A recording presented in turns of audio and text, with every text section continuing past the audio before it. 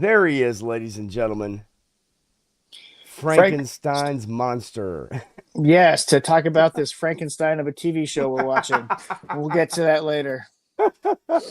Yeah, yeah, we If you saw definitely. my Instagram post for tonight, you know. Oh man, boy, oh boy, oh. Yeah, three-star Steamboat Willie for the win. Yes, yes. Um, so, uh, so what's happening, folks? Welcome in. It is Tuesday night, an evening blend with your host Matthew Matson. I'm Pop Blender, and we just got done watching Daredevil episode 3 of the Born Again series. Um, we have thoughts. We have a lot of thoughts actually, and we will get into those thoughts. But we do have a few other stories actually. There's a few interesting things actually starting to rev up Yep. now, and did find some pretty interesting things going on in Hollywood and also in the toy business. And I kind of want to get the chat's opinion on this. I want to get your opinion on it if you've seen this, Matthew, which I assume you have. But we'll get into that just in a second. Hope all is well today for you, man. Doing Oh okay? yeah. Yeah, no, it's Fantastic. another day in paradise. You know, Schedules are changing, spring breaks are coming. Yeah. Um, there's a lot of chaos and everywhere these days, but we're making it through and we're treating people, getting them better and having a good time doing it. Good. So Weather is it's all over the place. It was like 80 degrees today, and it was, yes. 50 degrees on Saturday. So, we might get some rain coming up, and weather's crazy. We had a beautiful day today, and Yeah, it was gorgeous. yeah, this week is actually going to be fantastic. It has been fantastic, and I'm looking forward to the next couple days, and then I'm off Yep. this upcoming weekend, so I can't wait for that. But we do have a lot to dig into.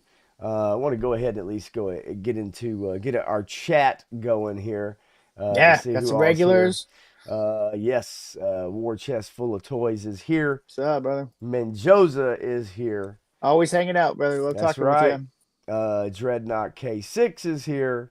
Yeah, I Three. don't know what that one comment was about Oh, me, but the whatever, I man. think I mean, I you think know, it's I think I know what it is. I think I think I know. Three-star draw is here. We do have some Steamboat Willie news. Maybe not the news some of y'all are expecting. I don't know. Maybe you are if you're a fan of horror. Uh, oh, okay. So I'll tell you how all that came about too. I mean, we'll talk about it. You probably already know. yeah. Ronnie Uh, Trick Shot. Hey, I was listening this morning and I was getting ready to say hello in the chat when you guys went off the air, but I was listening a little bit before that. nice. Up early, right? Well, Yep. yeah, for me, Yeah. yeah. Yep. Yep. I did not have any insomnia last night, so I was not able to get in there. I was fast asleep. Thankfully, at least for one night.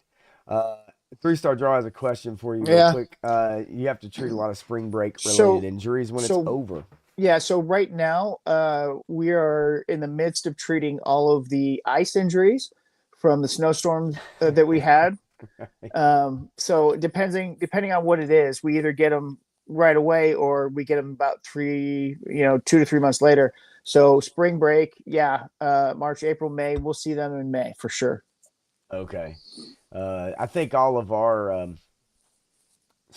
all of our like elementary, junior high, or middle school, high school, they're all in spring break like right now or Yeah. next week. This 2 or 3 week period, I guess, is what So it'll what's be there. funny is that we've got plans to do some stuff with my daughter next week because next week is her spring break. And my wife was looking, and we were thinking about going to the zoo, and the Dallas Zoo is like exorbitant prices this week because this week is Dallas spring break. Oh, Next week sure. isn't Dallas spring break, it's our spring break. So the prices went down. So I'm like, okay, so all of North Texas gets to come down to the zoo and take advantage of the cheaper prices. Yeah, right. And all the people in Dallas have to suffer the higher prices because they want to limit access to the zoo. So it's all about the numbers, right? Who Yeah, can go. sure. And it's like, well, that's kind of counterintuitive if you actually want to encourage people to come, but I guess you don't want to encourage people to come at that point. Right. Well, it's I'm sure they gear up this time of year knowing that when the weather's nice, it's nice enough to be able to walk around outside and you're not just sweating, Yep. sweating and getting killed by the heat. So they know Yep. this is, it's like the was it Amity Beach, Yeah. right? It's spring break, it's summer beach season. Yep. This is their nice little precursor to summer zoo season. Is spring break, and if you're gonna go, then yeah, the weather right now would be the way to go. Yeah, that's it. Mendoza, I'll tell you, I've been having this conversation all week. So we are fluid filled sacks. We are mostly water, right? So when the barometric pressure changes outside, it changes inside your body just the same. So whenever there's a weather change, and if you have arthritis or other ailments inside your body, they get ticked off by this stuff. And this week is a blood moon, so there's a full moon and a lunar eclipse, and it's going to be freaky on Thursday night, Wednesday night, Friday morning, Oh, or sorry, sure. Thursday morning, for that, and happy birthday to me at the same time. Yeah, right. Uh, so, ladies and gentlemen, that is quickly from No, Matt, it's a Thursday the 13th. from Matthew, that's a yes. The more you know. Anyway, Sabir is here in the house. What's up, Uh, Sabir? I couldn't help myself. Anyway, Perfect. There you go. and yeah, are we? Do we have a Friday the 13th No, coming up? it's the 14th. What are we? Today's the 11th, Yeah, which is 12th. But Tuesday, yeah, it's the 14th, right? right? Yeah, So it's yeah, not a Friday the 13th. yeah.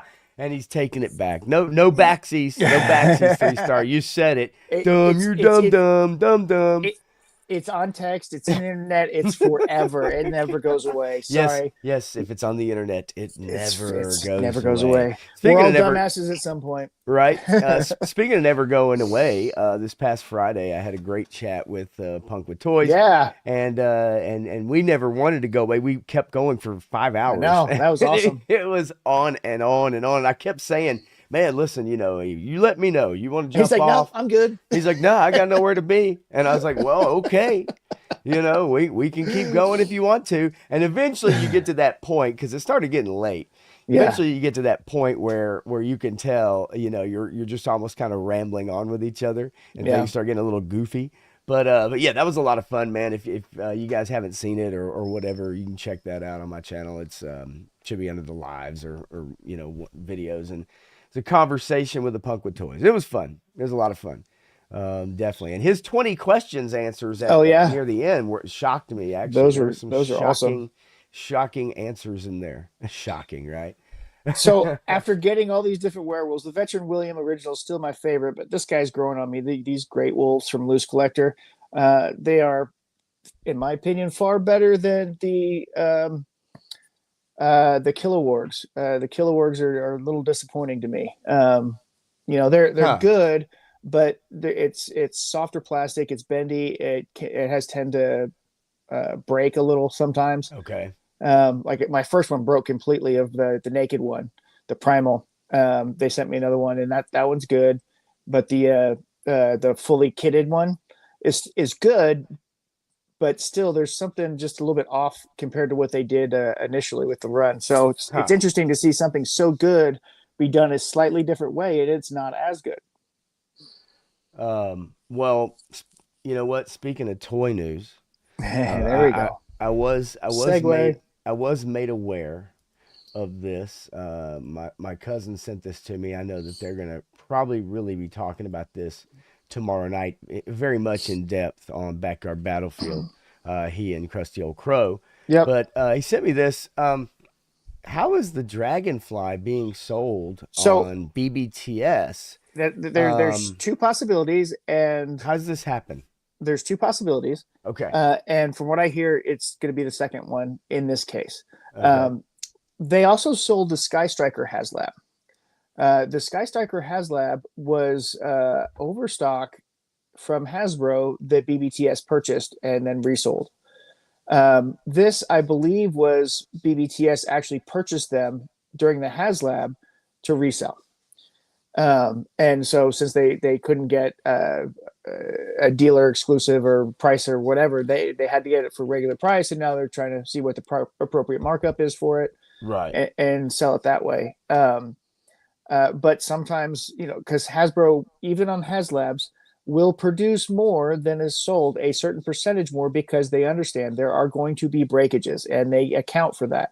But beyond just the breakages, sometimes they have to do another run when there's an actual issue, like there actually was with the Sky Strikers. There was a significant issue with the Sky Strikers. And so I don't know if they had to make another run of it or if they did actually overproduce to buffer any problems like that. But Okay. that's how BBTS got the Sky Strikers. But I think this was they actually purchased these. So I thought it doesn't make a lot of sense to me. Like I guess I understand it, but typically when you have a company like that, those are contracts or those are Mm. contracted things. You don't just have one of your employees like buy up, five or whatever how many ever that you could buy, or who knows how many, right? If you had multiple people buying whatever and you provided them with the money for it, and then you turn around and sell it at a markup, it's just weird. Like I don't know, it's not a good look to me. No. Three Well, Star Draw says like they should not have HasLabs, and that I is interesting. so like I said, it's a resale price. If you look at that price, that's a Oh, resale oh, price. oh, yeah. So should they have it or should they not have it? They're reselling it, so it's not. They didn't get an exclusive. They didn't release it at the time, so them Right. having it isn't so much of a problem for me. But I understand what you're saying. That HasLabs are supposed to be exclusive HasLabs. I don't know. Um, Yeah. Menjoza asked me a good question there. So I Yeah. mean, so Veteran William is amazing. Here, Kilowog, the hang on. deluxe, is pretty good, but he's different. He doesn't quite feel the same as Veteran William here. So this guy is amazing plastic, and it's tight joints, but not too tight. They still bend appropriately. It's hard enough plastic that it bends, and all of the heads fit on Veteran William. Kilowog, on the other hand, has a lot of janky parts. It's softer, rubbery, more rubbery plastic. The weapons are all warped, so he's got a little plasticity there. His claws are always coming in bent, and none of the alternate heads fit on him. You have to drill out the head to get it to fit on the peg. The head that comes on it is fine, but the other two heads, you have to drill them out because they don't fit. And they will never fit unless you do that. So, and then Okay. if the primal version, I haven't had as much of an issue with that, but Punk was saying that his is fallen over right now. So the joints can become Yep. loose because this plastic is softer. Those joints will become loose. This guy, I've got him set in the configuration I want. I'm not. I've taken him apart and put him back together many times, but I'm going to keep him in this configuration because it's a little bit better. But the primal version, it feels different than the deluxe version, and it's really strange. Like I said, my first one broke at three places, but this one seems to be better. So this is of better quality than that one, but at the same time, I can see what Punk's talking about. That this is gonna these softer plastics are just Right. gonna be difficult on the joints or falling over. He's not there yet, but he's still pretty new. Want to say hey to there he is, Woody Triple Deuce. What's going on, buddy? Good to see you. And also Sabir says, going back to kind of the BBTS thing, is that he bought two vamps from them, even though they had a markup, but it was better than eBay. Um, and I get that. Three Star also said, the vamp 30%, marked it up 30%. So I get it. Obviously, selling it Yeah. at a different rate. Yeah, Yeah. I get that. It's just odd to me. What's up, Daredevil Dave in the house Be- watching Daredevil? What's up? I will say that BBTS has been known to do this. They've done this the entire time that they've been open. They will buy stock and stash it away. And if it's a popular enough item, they'll put it up on their site for a markup because they paid retail for Yeah, it, and then they'll resell it, or they buy it off of a collector or something like that. That's how they got the vamps, right? Because they had some vamps, I believe, that they sold initially for retail, but once those sold out, they probably had a stock or whatever that they had already purchased right. that they were or purchased after the fact that they said, "Oh, this is going to be hot. We better get some more to resell." Yeah, and I don't remember like the hiss or and I was very early into the collecting part there, I so I didn't even know anything about BBTS, Yeah, when that was going on personally. I don't remember them selling the hiss, but I do remember the Sky Striker and now the Dragonfly. So I don't know. Yeah, and obviously the dragonfly is been long gone. I mean that showed up and it went. So no matter how many they had, doesn't matter. They Yeah, are gone. yep, That fast. I mean it is what it is. I don't know. I when Darren sent that to me, I just thought it was odd. yeah.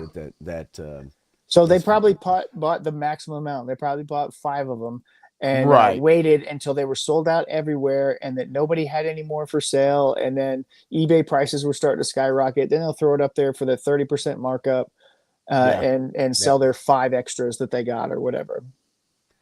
Well, I guess we can kind of get into a little bit of news. You know, that's right.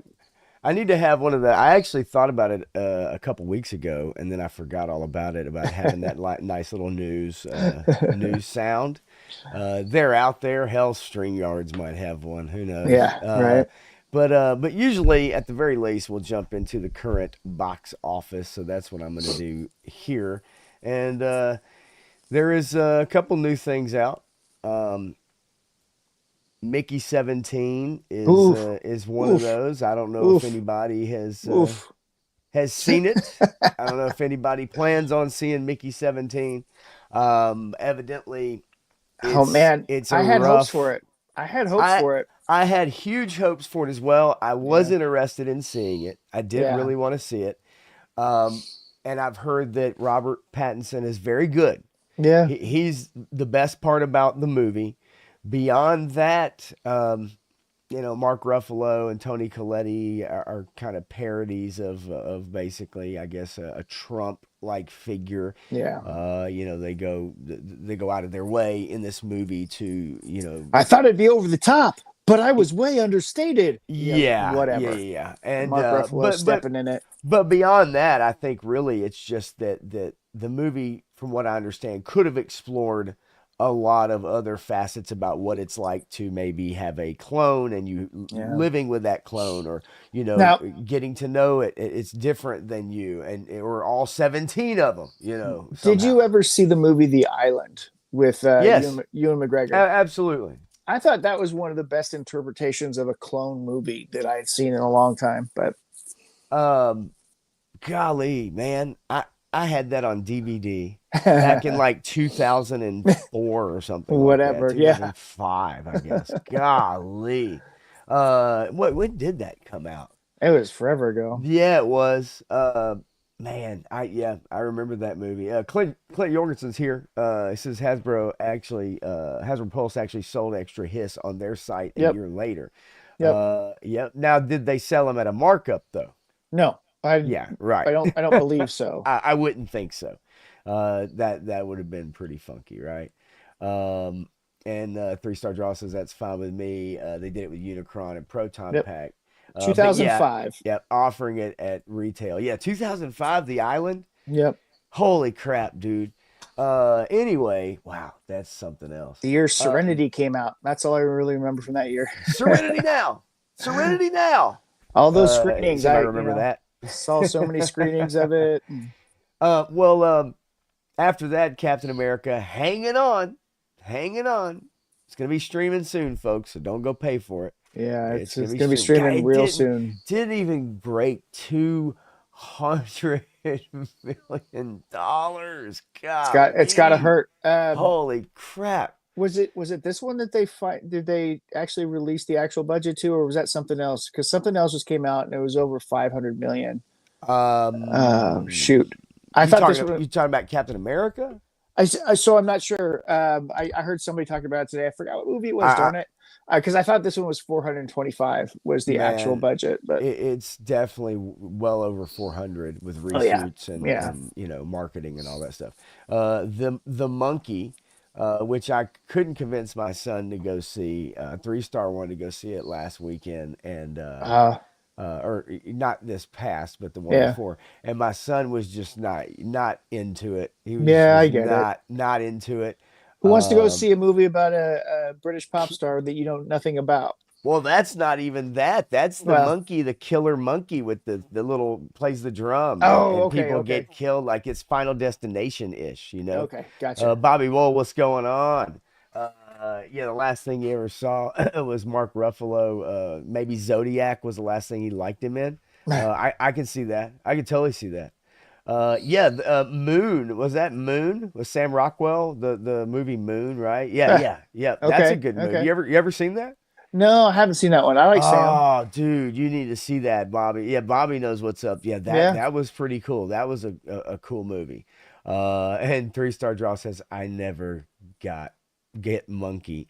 Yeah, he kept texting me, and the first day Spank the monkey. it was like monkey, and then the next time was like monkey, monkey, monkey. I can't remember. That's all he texts. That's all he sent. Monkey. And I'm like, oh no. Look, last We breath. lost I don't. him. Yeah, last breath. I don't know anything about Paddington in Peru. I, That's you know, I will see that eventually. I'm sure. I'm sure it's fine. Dog man, holding on strong. Uh, Honora, uh, Honora. There's oh, I'm your sure it got a surge. Yeah. Oscar winning Yep. movie. Big time winner. Um, Mufasa the Lion King still. Really? Yes, good God. We need summer movie season to kick in. Like Yeah. this top 10 needs to change drastically. Like You know, we need to get out of this top 10 quickly. what's really sad to What's me that? is that I remember back in the day that, there would be Valentine's Day movies. There would be spring break movies. There would be early summer movies, and then you'd hit the summer and it would take off running, right? But there were Yeah. always movies being released in February and March that were of pretty good quality that you'd want to go see. And there's nothing coming out right now that anybody No. gives a darn about. Not really. I mean, it's very hit or miss, a lot of misses for the most part. Well, Unfortunately, we've got one of those we'll talk about here in just a second, actually, that's just getting buried. I had this And some Superman news too. had this discussion with a patient today talking about a baseball team, and owner of the baseball team revamped the whole team, and then wrote a book on it. Okay. And basically, it's called like "Fans Come First." I gotta look it up or something like that, or "Fans First" or something like that. And I said, if Hollywood paid attention to that, they might be not in the hole they are right now. And he goes, right. Yeah, right. Last breath. Not familiar with that one. I don't know. I'd have to look it up and see 3 Star. But so we got a few stories to get into, and a little bit of news before we get into some Daredevil talk. So there's a few stories that came out this week. Really, um, I kind of want to start with the early reaction. We're talking about movies that are going to be coming out soon. And I kind of wanted to talk about the early reaction for Superman, Oof. and where that's kind of sitting. Let's see here. Mm. So alleged early reaction gives Superman a decent score, but ranks it below Peacemaker and the Suicide Squad. Now that's pretty rough. Mm. I mean that's pretty rough. Says here, the words bad and terrible get thrown around when it comes to James Gunn's Superman, at least by one source. Now Uh, that's pretty rough. well, okay, but one source, so Says it certainly doesn't bode well for the buzz. The film's not out until July, so there's time for reactions to turn around. But that process could be starting. Um, it says the unknown correspondent scored Superman a 7.5 out of 10, which isn't bad, but it comes in behind the Suicide Squad, which got a 9, and Peacemaker, which got an 8. Now this is from screenings. All right, these are wow. from screenings that Now that's the Suicide Squad, right? that's the James Gunn, yes, the Yeah. James Okay. Gunn, and then the James Gunn Peacemaker. Right. All right. Also, Creature Commandos got a 7.5. Yeah. Guardians of the Galaxy trilogy got a 9, or starts with a 9, kind of goes in 7 range with 2 and 3. Um, but and they kind of give the ratings right here of all these Yeah. projects, but really early screenings of this, and a lot of times when they do this with movies, that it really is not a good sign Nope. if you screen the movie early and there's really not this huge swell of, like, no, they don't give any details, obviously they don't Yeah. spoil anything, but they tell you, man, you can't wait, like, you're gonna want to see this movie. It's gonna be amazing. And you're not really hearing those kinds of things No. as this thing gets closer and closer to its release. So Um, I mean, we've said it before, but if they don't knock Superman out of the park, if it doesn't make $1 billion, man, superhero films are dead. I'm And telling you, and that's, the yeah. Batman will get a sequel if the Superman movie tanks. Well, So the problem with the problem with the Batman sequel is that Robert Pattinson is going to be like 40 years old, and he's supposed to be playing a year 1 or 2 Batman. He's well, supposed to be playing Batman just starting out. we don't know what they're going to do moving forward. We don't know how far they're going to advance it from the Batman to the next movie, right? I No, mean, that's true, but man, that's skipping a big time frame, and these especially. Hollywood guys, they're all part of the Thetan thing, right? So they get their Thetans removed, so they stay a little bit Oh, younger, a little bit sure. longer, right? Yeah, So he'll look. You know that he'll look 30 for the next 70 years. Um, yeah, it's but nonetheless, as you're probably guaranteed special effects will be better, than the trailer.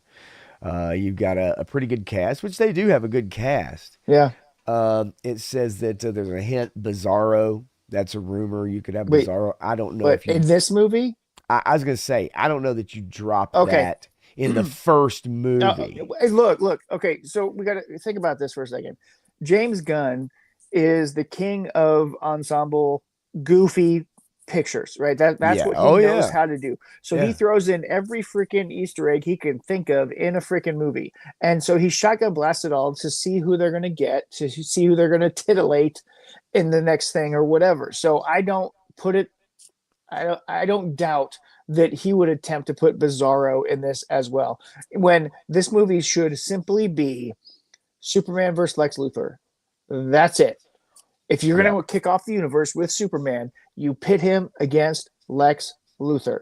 That's it. It's simple. He's a human. He's a genius. You come Yeah. up with something that works, and you make a story, and you tell that one. And then after that, you can go anywhere you want because you've successfully solidified Superman and Lex Luthor, and those are the characters that people want to see on Right. screen.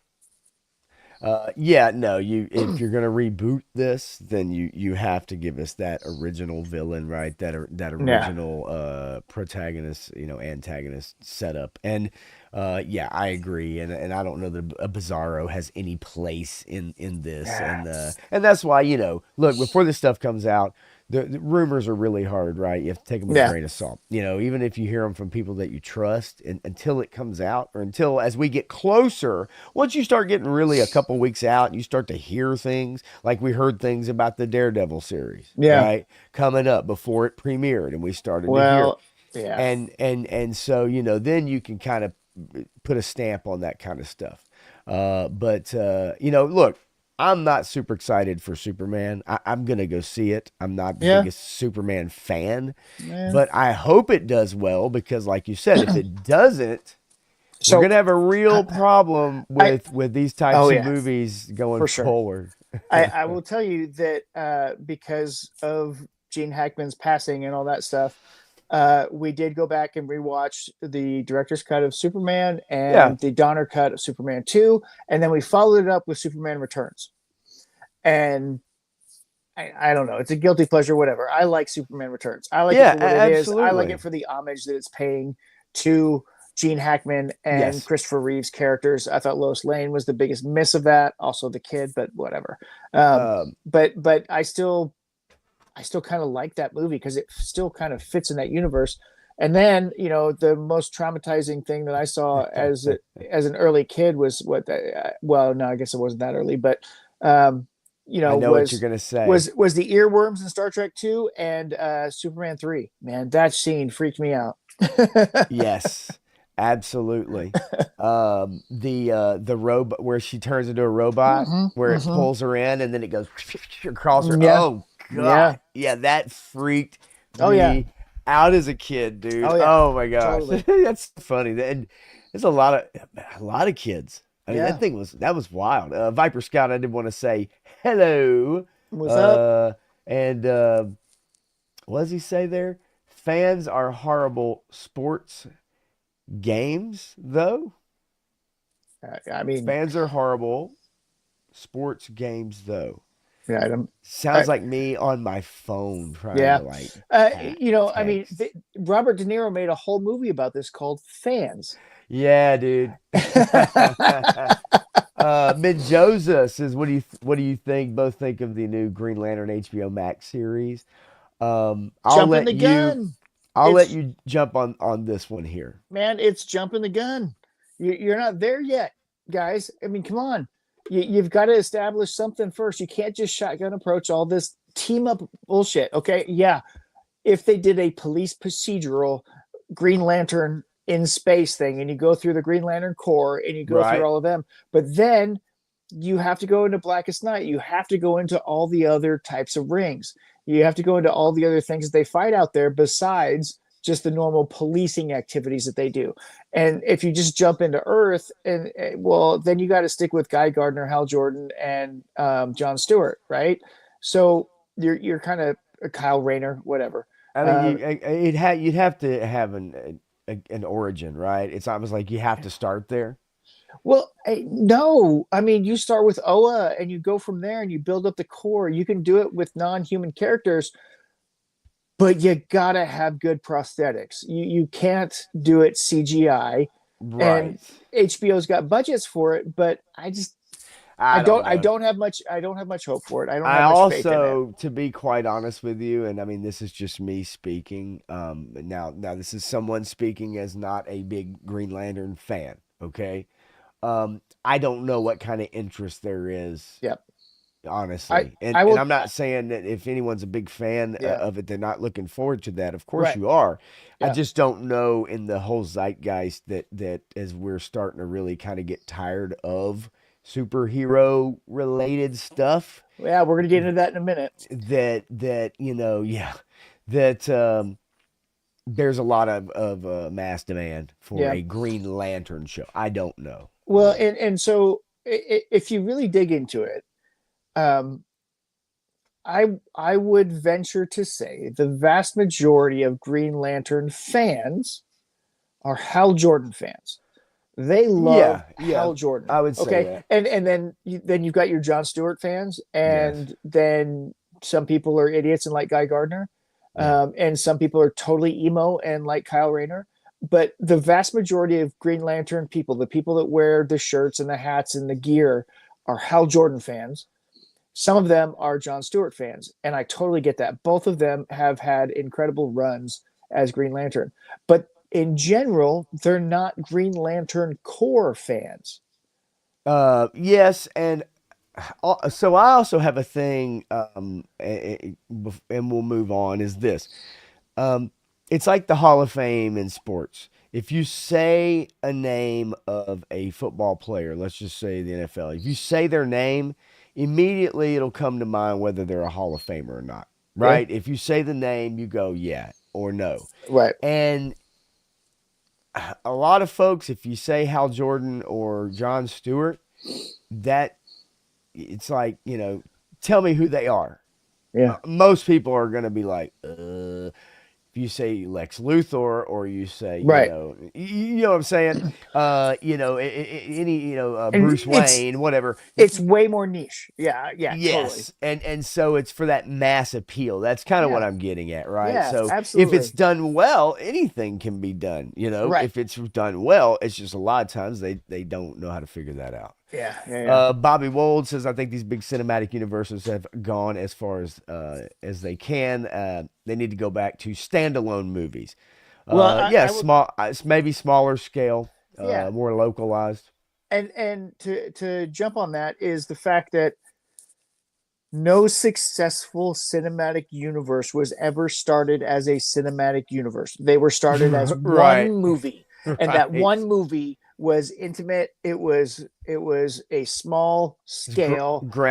It Grounded. was grounded. Yep, Well, yep. not necessarily grounded, but I mean, it was a small Well, scale individual movie, and that movie told a story that was compelling and opened you up to a larger world so that you could incorporate, oh, let's do this next, let's do that next, and then you pull it all in, then you're like, oh, we can bring it all together into this. Yes, okay, you want to do that, but you have to start, like Bobby said, like all of us yeah, have said, with a good movie. And that's the failure of DC on every front, is because they've always wanted to jump into it with a universe. That's why the Dark Universe failed at Universal, right? Because they jumped into it. We want to make a universe out of this, and so we're going to start with these three films or whatever. No, right. you start with one film and build from there. If that film is successful, then you know you're going in the right direction. Don't jump the gun. Don't jump the James Gunn over this, okay? I see what you did there. I see what you did there. Legend uh, series, what's going on, buddy? Good what's to up, see buddy? you. And Clint says maybe Blake and Ryan have time for a Green Lantern sequel. They might be tied up in court. I don't know. Ooh. It's a thing. Well, Daredevil don't you Dave remember says in Deadpool, Ryan Reynolds, Deadpool went back and shot Ryan Reynolds in the back of the head while reading the Green Lantern script. So no, yes. there's no more. Daredevil Dave says Guy Gardner. That's his dude. Guy Gardner. Man, you got Yeah. to have some serious head injury to like that guy, but okay, I'll take I, it. I might be related to that guy Gardner. Wait a minute. And Mendoza, I get you there too, right? Is I've always been worried that Green Lantern would not translate to the screen well, and I kind of feel you there. It's more of an Yeah. ensemble character, right? To me, Well, that's just kind of what I'm no, thinking. it depends on what story you're telling. Because if you're telling a I good don't Hal, know, if man. you're telling a good Hal Jordan story, there's stuff there. If you're telling a good John Stewart story, maybe, but John Stewart did work better in the Justice League later on, the way that they did it, like in the cartoon series and that kind of stuff. But you know, Yeah, I don't know, man. To yeah, me, I just don't know that he's popular enough for the masses. That's just kind of my take on it. But hey, prove me wrong. yeah. Uh, Viper Scout. I mean, that's exactly it, right? I yeah, mean, Kyle Rayner was your first, right. but John Stewart's the one that you like the most because of that Justice League cartoon. That Justice League cartoon I is just awesome. remember, before Jon Stewart, got the ring. He was on the Daily Show, and I loved watching it. That origin story is fascinating to me. Fascinating. Is No, that crickets, crickets. Where's the crickets? wrong, Where wrong, wrong, John wrong Stewart. My John Stewart? my bad. Sorry about that. Definitely the wrong John Stewart, because this John Stewart was a Marine. Oh Lord. Dreadnought K6, movie based on the Hulk universe, where he has kids with She-Hulk. They have a bunch of cannibal inbred Hulks running around. I'd watch that. I'd So watch that. wasn't that? I mean, She Hulk's actually his cousin, so that's I kind of would. creepy. But again, Oh yeah, I inbred. guess that is. Well, it depends, Um, right? Could be third cousins. well, I mean, Old Man Logan. That was the story there, right? Yeah, All of the yeah, inbred right. Hulks were running around, right? Kenzo's in the house. What's up, What's up, Kenzo? Kenzo? Oh my gosh, that's inbred Hulks. I'm not gonna lie to you, Matthew. That actually sounds more interesting to me than a green Green Lantern show. I'm terrible. What about Green Arrow and Green Lantern team up? Now that was a good comic book. It was I would be in interesting. on that too. It was interesting because it was in the transition from Oliver Queen being a conservative to Oliver Queen being a liberal, and it was a difference in Kevin Smith started writing him, and then they teamed up, and it was Current day book. well, I mean, not current day, but this was 20 years ago. But yeah, there were some interesting things that could be played out there. A Cosmic Odyssey ruined John Stewart to me. That's what Mendoza I says. So mean, I get it. I don't know. If there's, I mean, there's always a bad story, like J. Michael Straczynski's one bad day or whatever it was with Spider-Man that ruined Spider-Man One bad forever. day. Forever, Spider-Man is now forever ruined because of that. Sounds like a Mariah Carey song. One bad day. Um. So speaking of bad days, Ooh, we have this Winnie the Pooh and Steamboat Willie facing off in the dark domain. Mickey versus Winnie. yeah. Uh, So public domain horror cry. Look at that evil, look at funky that. looking. Look at That's that. just awful. I don't even know what to say about it.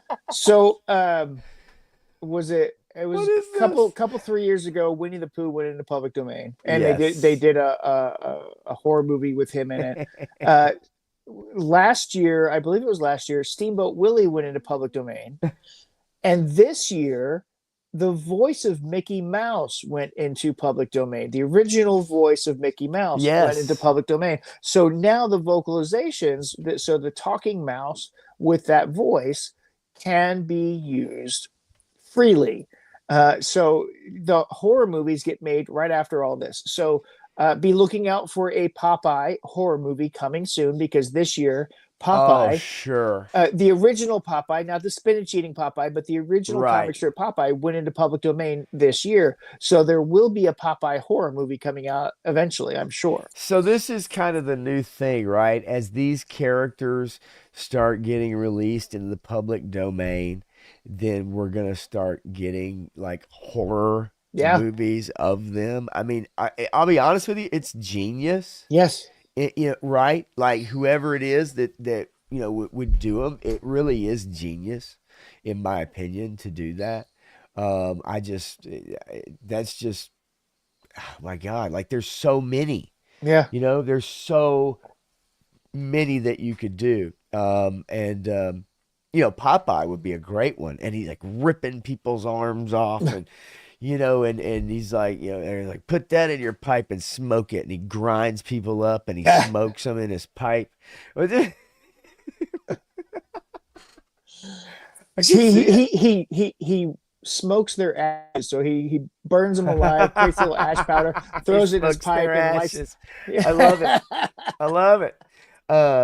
Let's see. The public domain is, in a way, the great cinematic universe in the sky, the final resting place for all intellectual property, where characters from all walks of life are legally allowed to encounter one another. That's a great way to put it. It really is. This definitely, I think you know what you're getting, right? Like there, Yeah. let's not kid ourselves. There's no mystery to this. It's going to be like Freddy versus Jason or Predator versus Alien. Yeah. Even like it says in this article here, you're going to see them just going at each other with all kinds of crazy, crazy whatever, right? The 1928 version of Steamboat Willie. Yep. Yep. Uh, it So created a whole new wicked universe. That's you that's you so funny. you know what the original cinematic universe was, right? Dracula and Yeah, the Universal creature from monsters. the back Yeah. Black Lagoon and the Back Lagoon for that matter. Yeah. And So yeah, the Universal monsters were the first official cinematic universe where they tied them all together and brought them in. But they made individual movies first, and then they yeah, said, "Hey, we can bring all these guys together," and then wrote stories where they would come back together. So well, who doesn't love? Quickly though. That's sad that they haven't really been able to make that work too well yeah, in recent years because uh, obviously those characters and growing up on those characters like Mummy or Yeah. Frankenstein or Dracula or whomever, right? Like those are great characters, and Yeah. years ago you could work with that, right? But nowadays I don't know if those characters, unless they're done in some twisted, weird way, right? Then people don't really buy into them anymore. They don't buy into a mummy. They don't buy into a Frankenstein. I, I I They. don't I don't know that that's true because I don't people know, still man. love the Brandon Fraser mummy movies. Oh, Um, sure. and they still love stories about Dracula and Frankenstein's monster. I mean, they're still making those types of things. Look, Nosferatu just came out, and that was pretty And successful. that's what I mean. Like that kind of movie, right? A Robert Yeah, Eggers treatment. But yeah, the Mummy, the Brendan Fraser. I mean, those were adventure movies. Those were Tomb Raider. Those were whatever you want to call it, Nathan yeah. Drake. I don't know, but you get my point. Raiders of the Lost Ark. It's that, but I'm talking about more of the scary side of things, right? The Well, scare. I mean, I'd yeah, love for a remake. I'd love for a Creature from the Black Lagoon. yeah. Gilman is still, in my opinion, probably one of the Universal monsters that hasn't been done properly. Right. Even the original movie, the sequels were terrible, but the first one had some elements in it that were like, okay, this is interesting. What we could actually do something with this archaic creature that's been around forever, living under the Yeah. water. You Right. know? That's great, Bobby. Yeah, definitely. In Bob Iger's second book, Ride of a Lifetime 2, Crash Course. Yeah, losing the special rights to hold on to public domain. I Well, mean, so you got to go back further than that because I mean yeah, it's way before Bob Iger. Bob Iger's yeah, not creative enough to think about that shit. I mean, absolutely you not. got to think about two CEOs prior to him are the people that started really hammering away at these public domain things and then making them theirs. I mean, we wouldn't have the Little Mermaid if they hadn't stolen it. We wouldn't have had anything if they hadn't stolen it because every single thing Disney's ever produced has been stolen from somebody So, else's ideas, from so Grimm fairy people. tales or whatever. Oh yeah, now people have some interesting horror ideas for some IP that are quite funny actually. This is some pretty good stuff. First of all, you've got Three Star Draw saying, "What if we end up getting a Operation Monster Force movie? That would I'm all be in. that would be cool, right? That'd be Listen, cool. if they could do that, that would be amazing. But Yeah, there's too many IP things tied up into what they're hinting at that would be right. very difficult because if you I mean you can't really put Johnny Quest or Dr. Quest as the doctor who's working with the bad guys to make all this stuff and Yeah. these generals and stuff, but I mean the whole premise behind it I think is really cool. I would actually kind of like to see Order of the Crimson Moon and then Operation Monster Force as movies. I think that would be really neat. Men Joseph says Betty Boop. What about Betty Boop? Boop boop ba Like boop. a horror movie from Betty Boop. She lures Yeah, well, innocent people in with her yeah. her her garter belt, and then And her giant head.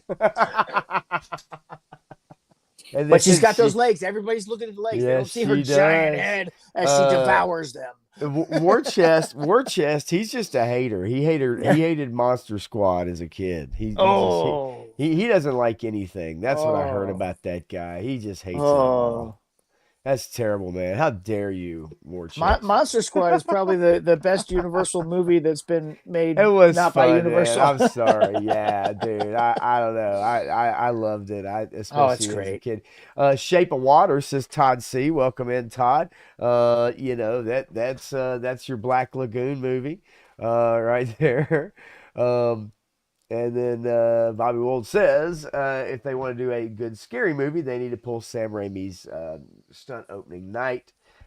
Have a bunch of ambulances parked all over the place, generating that terror and people. Yeah. Yeah, I didn't opening night.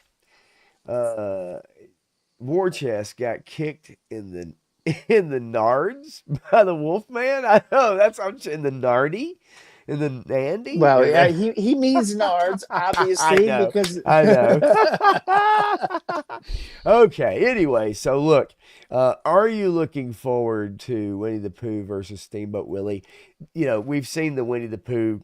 They've turned that into a horror thing. I'm sure a Pinocchio, or not Pinocchio, but like, these IP that seems to be kind of the neat thing to do, and I actually kind of like it. It's fine, yeah. like I have no. Speaking of bringing things out from the past, I do have another story actually. If Bum bum it'll bum. load, how about this one? This movie scared me as a kid. Um, Cujo. Oh. Netflix is working on a Cujo remake. Um, you know, Did you watch the Disney Plus Turner and Hooch TV series? no, Yeah, it no, was pretty bad. Nobody watched it because it was right? terrible. If you're taking these old properties and you're going to make a series out of it, you got to do something special with it. Well, Are they going to? Cujo was pretty. I mean, the thing of it, they changed the dog though Yep. in the Yeah. movie. Yeah. They changed the dog, and because this dog right here, Yep. and I think trying to think if the original from the book, they thought it didn't look scary enough. Mm. There's certain dogs that look really scary, and then there's certain dogs that are like, good boy, good boy. Yeah. Um, he's Viper Scout. Yeah. It's Cujo is why Viper Scout doesn't watch horror movies anymore. Yeah, that was one of those ones as a kid for sure that freaked me out. You're trapped in a car, and you got this rabid dog. Yeah. So I don't know that that's going to be a good seller for them. I'm just saying, 3 star. Yeah. Nobody really knew it came out because it came and went, and there was no fanfare. There was no reviews on it because it was pretty terrible. Yeah. I didn't even. I remember hearing about it, Turner and Hooch, but I definitely didn't watch it. I mean, there's a lot of stuff on Disney Plus that I don't watch. 99% of their content I don't watch. You know what I Yeah.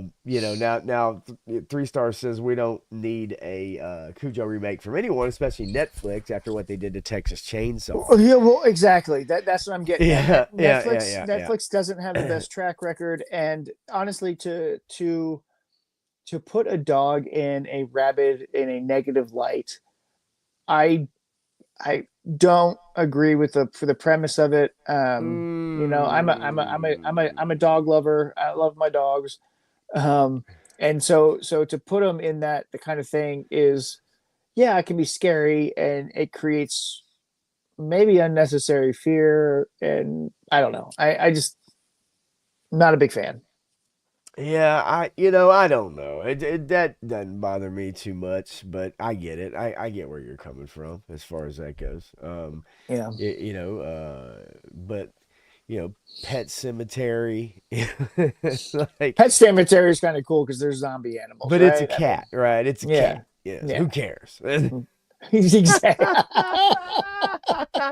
That's what everybody would say, right? And Bobby Wold hits it right on the head here. He says, "I'm surprised Netflix doesn't gender swap it and make it a cat named Cujo that identifies as a gopher." Yeah,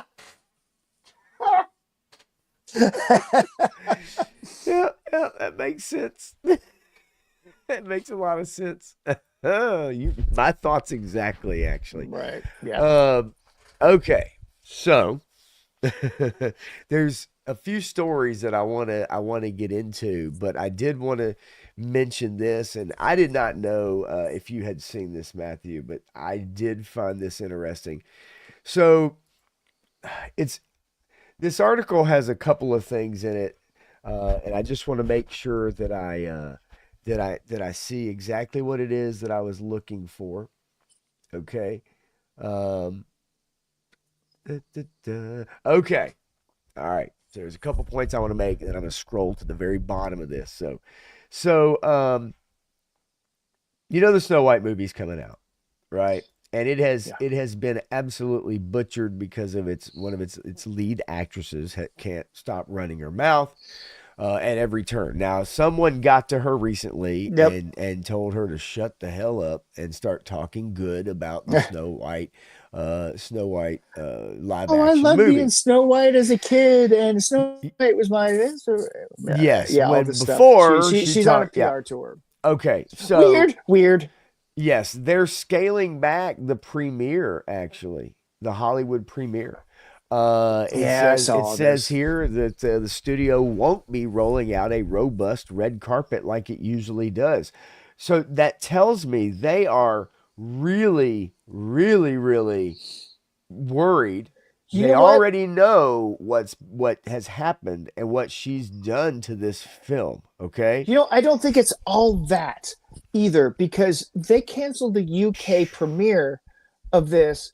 And thinking about it, I mean, the UK would be one of the most friendly, receptive environments for them to go into, except Gal Gadot is involved with it, and Right. she is pro-Israeli. She is, and Rachel Zegler is the opposite. Well, but I'm just saying Gal Gadot is pro-Israeli because she served in the Israeli armed forces Right. and did her time in there like every What's up, Israeli Tony? citizen uh, needs to, or has to, required Right. by law.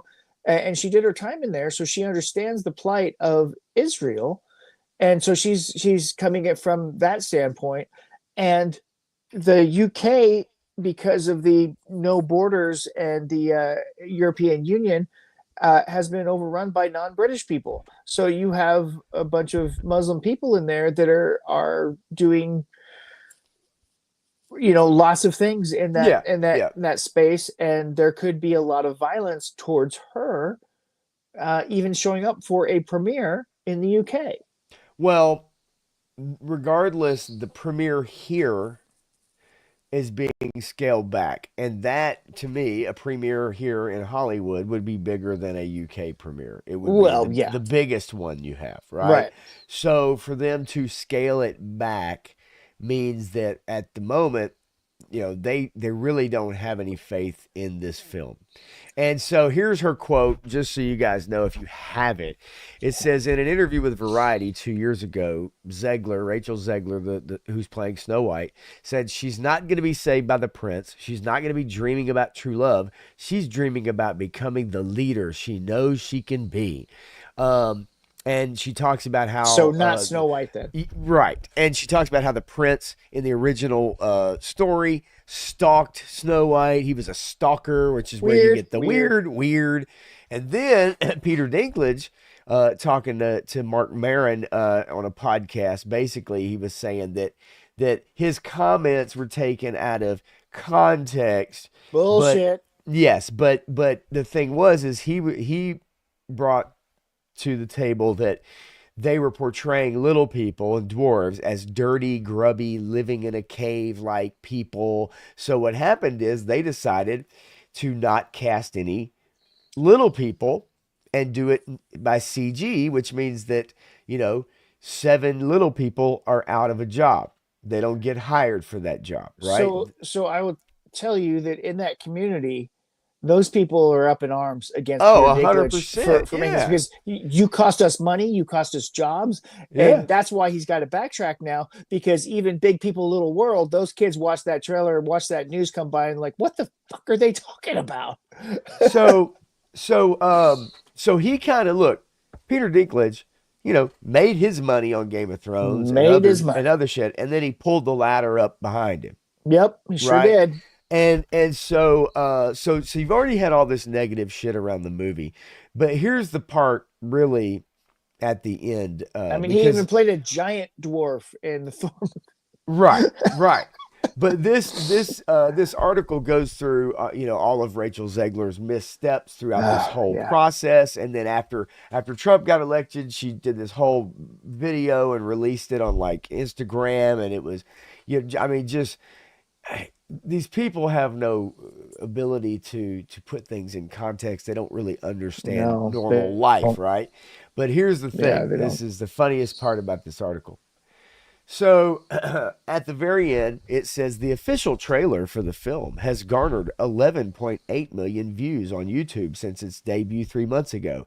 However, Hey, what are the ups folks, and downs about what you it? need to know is it has 150,000 likes and it has 1.5 million dislikes. And that's being ratioed.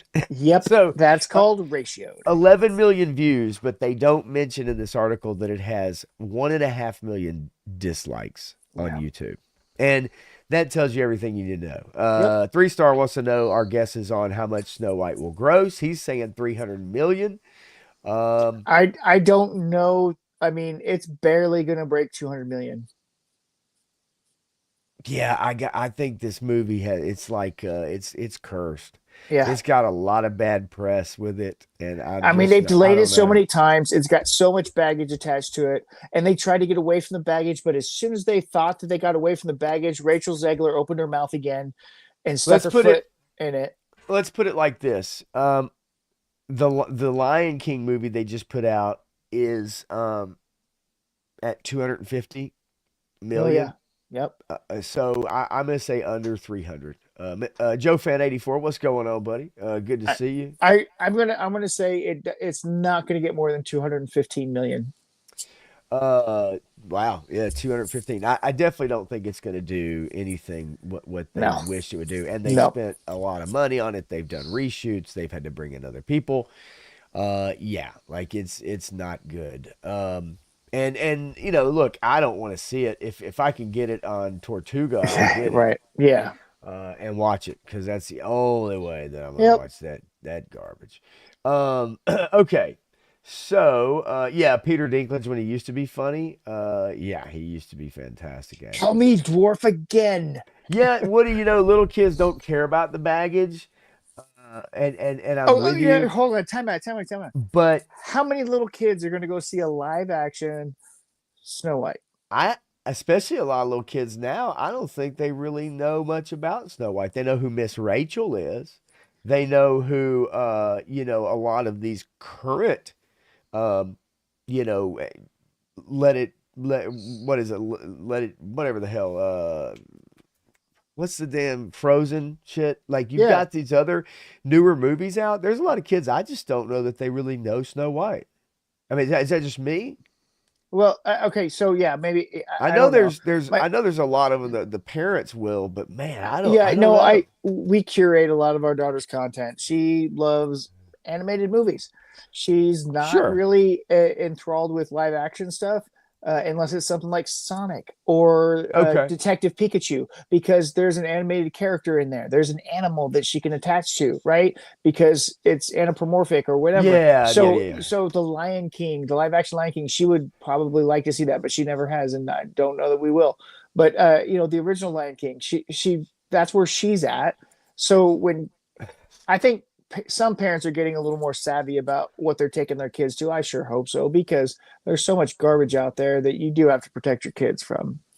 Yeah, I mean, I don't think the kids are going to know necessarily about the They're not going to know about the garbage. drama, but are they going to want to go see a live action Snow I White? think though, I think I what's don't going to think so. happen, I think word of mouth is like this is no Toy So Story right, no, 5. This so is no have you seen the trailer? Shrek 4 Right. or whatever. This is Have you Shrek seen 5. the trailer for this Snow White movie? I Have you? have, yeah. Okay, so there is nothing magical about it. There is nothing enchanting about it.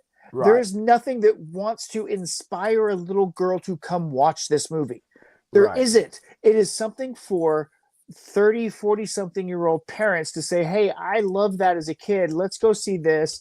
And then they'll take their kids to it. But even watching that trailer, there's nothing magical or enchanting or special about what they showed. They It is definitely chopped it mundane, up. it's Yeah. dirty, it's gross in a lot of ways, and it's like, what is this? And Well, it they it doesn't definitely inspire. they've definitely chopped it up Yeah, a bit. I think, if you look at it too, a lot of the marketing has really kind of been under the radar. yeah. It's they've I think they know this is not going to do well. Well, And I'm and and so fairly certain. they have not spent a lot of money No, they have not. marketing this film. You do No. not see a lot of trailers. You don't see a lot of hype for it. And Yeah. that is very telling to me. And speaking of that, Bobby Wold's saying, yeah, they're going to give you a free ticket at Applebee's, right? Doing promotions and stuff. I could totally see that. I could totally see that. And then, Dreadnought, yeah, I mean, Lion King being more relevant. I mean, in a way of, let's say, newer generation. Now, Snow Well, White is the film that Walt Disney banked everything on. He yeah. either that film back in the 30s was going to be successful, or he was going to go under, and there would be no Walt Disney World. There would be Right. none of that. Yeah. So So he banked everything on I, that film. I'm going to go back. Who was it that said Lion King was or Mufasa was more Dreadnought. relevant? Yeah. Dreadnought. It's more relevant because kids gravitate towards animals. My daughter does. I know many kids do in a lot of ways. So if they're animated, awesome. They love to see animated animals. If they're CGI, that's awesome because they grew up watching, these puppy universities, these puppies that they get to interact and do tricks and they animate their mouths and they talk and Right. you get all this stuff going on. Paw Patrol, all these it's all animal based and kids gravitate towards that. So yeah, the Mufasa, the Lion King remake has that pull towards it where kids are like, I want to see the lion on screen. They don't care Yeah, I about mean, human interactions as much. And so again, I think Snow White. overall, these stories they've been created, they're timeless. If you do them well, then it's just the live action stuff for them have not been good. They've just not been good, and they've been on this mission to remake them all, right? The Beauty and the Beast one was not very good. Any of the remakes, they just haven't hit the mark. And then Woody Yeah. says that most parents, they don't curate the content for their Yeah. kids. They use the tablet as a Unfortunately. babysitter, and that's true. Unfortunately. They do. Yeah. And I don't think Matthew's speaking for most of the population. I would say Yeah. he was saying that a lot of parents now are trying to do that, like I think curate more are. their content. You have more people that are because I think at some point in time people get exposed to everything that's out there, and they start to decide that they at least want to try to make sure their kids don't Yeah. have access to certain things, and they pay attention to settings and stuff like that on the computer or the tablets or whatever. I mean, once kids get old enough, they figure out ways around it. We did it. We figured out how to unlock the satellite Oh code yeah. or the cable code, whatever the hell. You know what I'm We saying? watched Scrambled Skinamax. I mean, Yeah. Yeah. I mean, that's Bobby Will says, "Can you imagine the poor person that has a clean out the theaters after Snow White?" Has to try to get all the blue hair dye staining out of the chair. Oh, Jesus. Yeah, I get where you're coming from. Yeah, right. I mean, Yeah, the whatever. CGI dwarves, in this They're movie, terrible. I'm with you, and it's Talk about unfortunate. creepy as hell. So by basically, okay, by not wanting to offend people by hiring real dwarves, they then offend people by using CGI dwarves instead of Right. real people. Yeah. It's like such an ass backwards philosophy. Let's see. No, she is Persian, actually. She's Persian. And are there some people who are, upset about it? Sure. I mean, if you want to take the book, literal, Yeah, uh, you know, but look, we've got the casting for Snape too, and we had a perfect description of Snape in all the yes. books.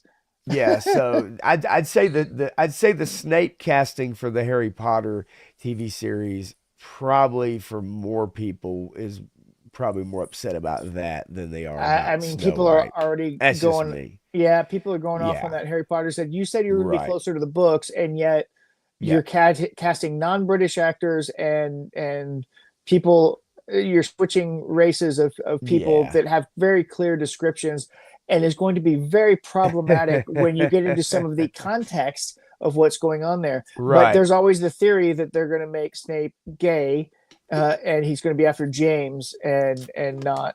Well, did they already like Dumbledore? Like I don't know. Well, We need so to add they another person they too. yeah, well I'm they've missing it. retconned Dumbledore to have a thing for Grindelwald or whatever. Oh Lord. Um, yeah, no. So Okay. there's all kinds of things. Sounds like DC Comics. Whew, Yeah, and well, Marvel's no better, so that's why they're both bankrupt. Yeah, Woody, they've got a new show and they're gonna do all the books. They're gonna do all the So, books. so you've got to take this new black actor as Snape and go have him go chase the white woman or the white man. I mean, whatever they're going to do with that, and then you have to have James and the other guys lynch him, and then you have to have him going after and attacking all the mudbloods, Yeah, right? it does There's a create some whole lot of weird weird dynamics that are scenery and stuff. I it's don't know. it's going to be pretty awkward.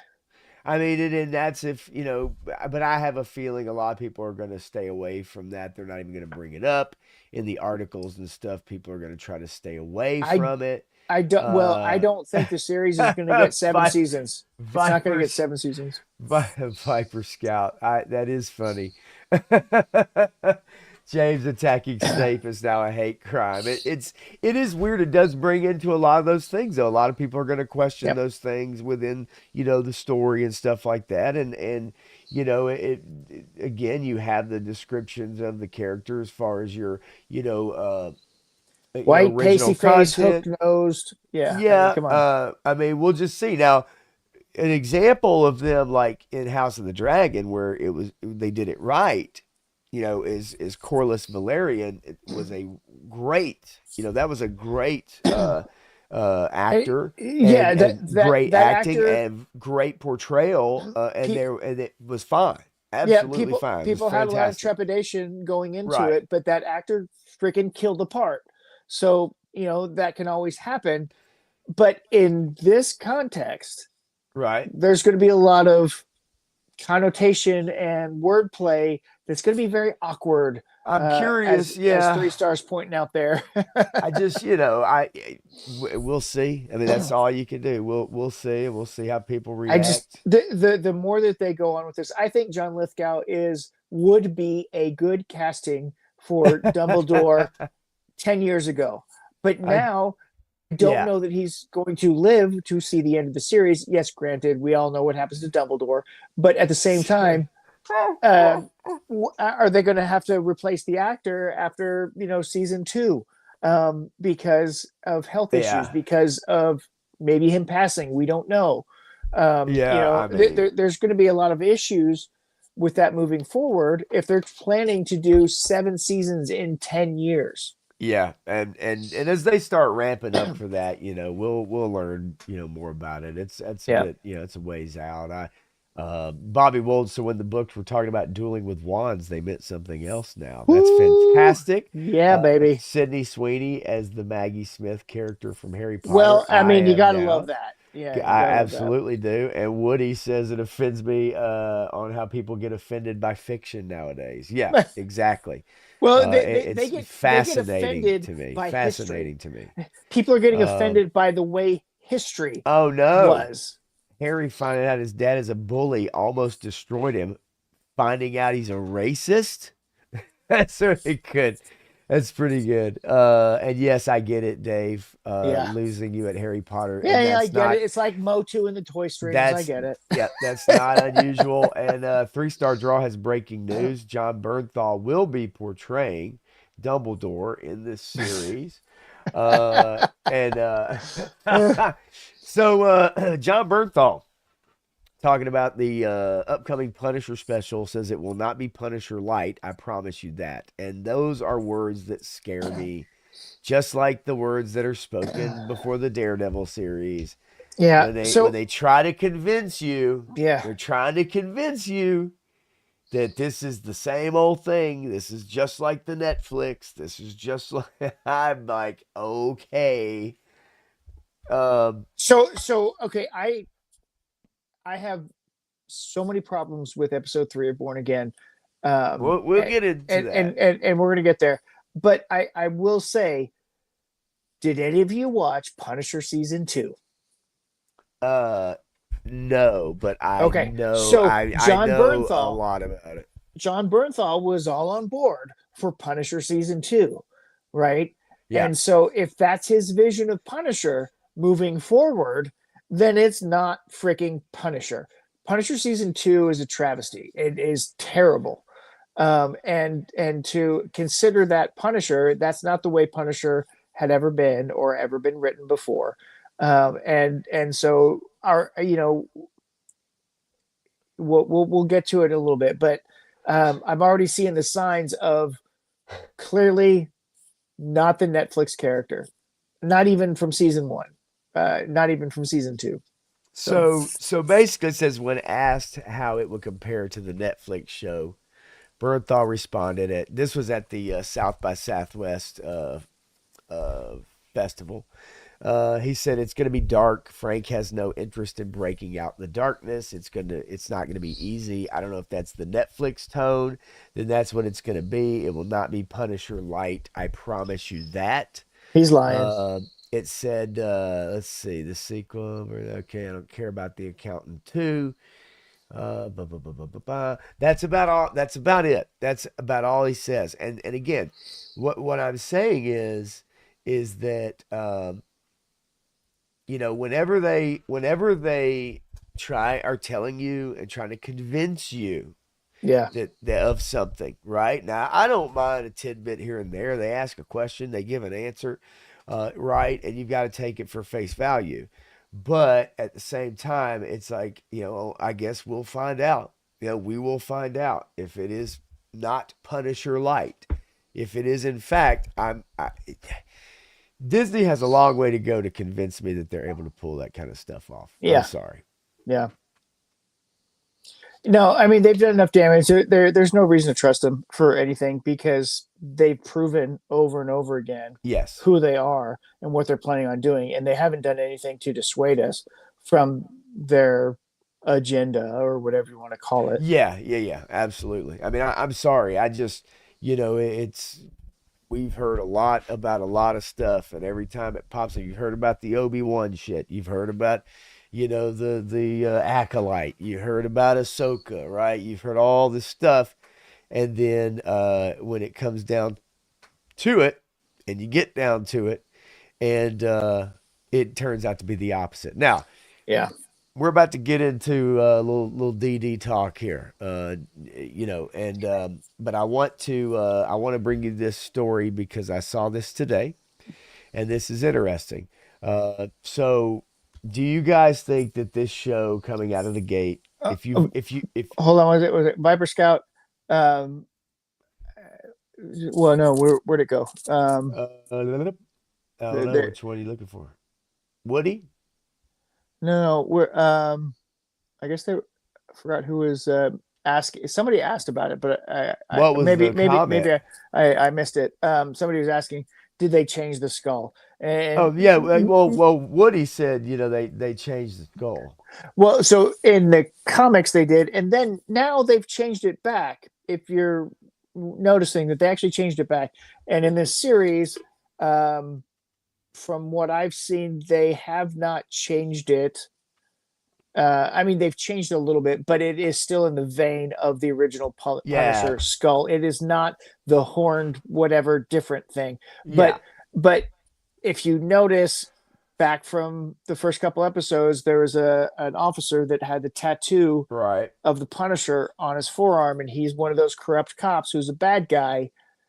So I mean, they're going to go with this narrative. Um, at least until the writing changes. And even after that, I don't know that they're going to step away from that narrative. Yeah, I'm not sure either. So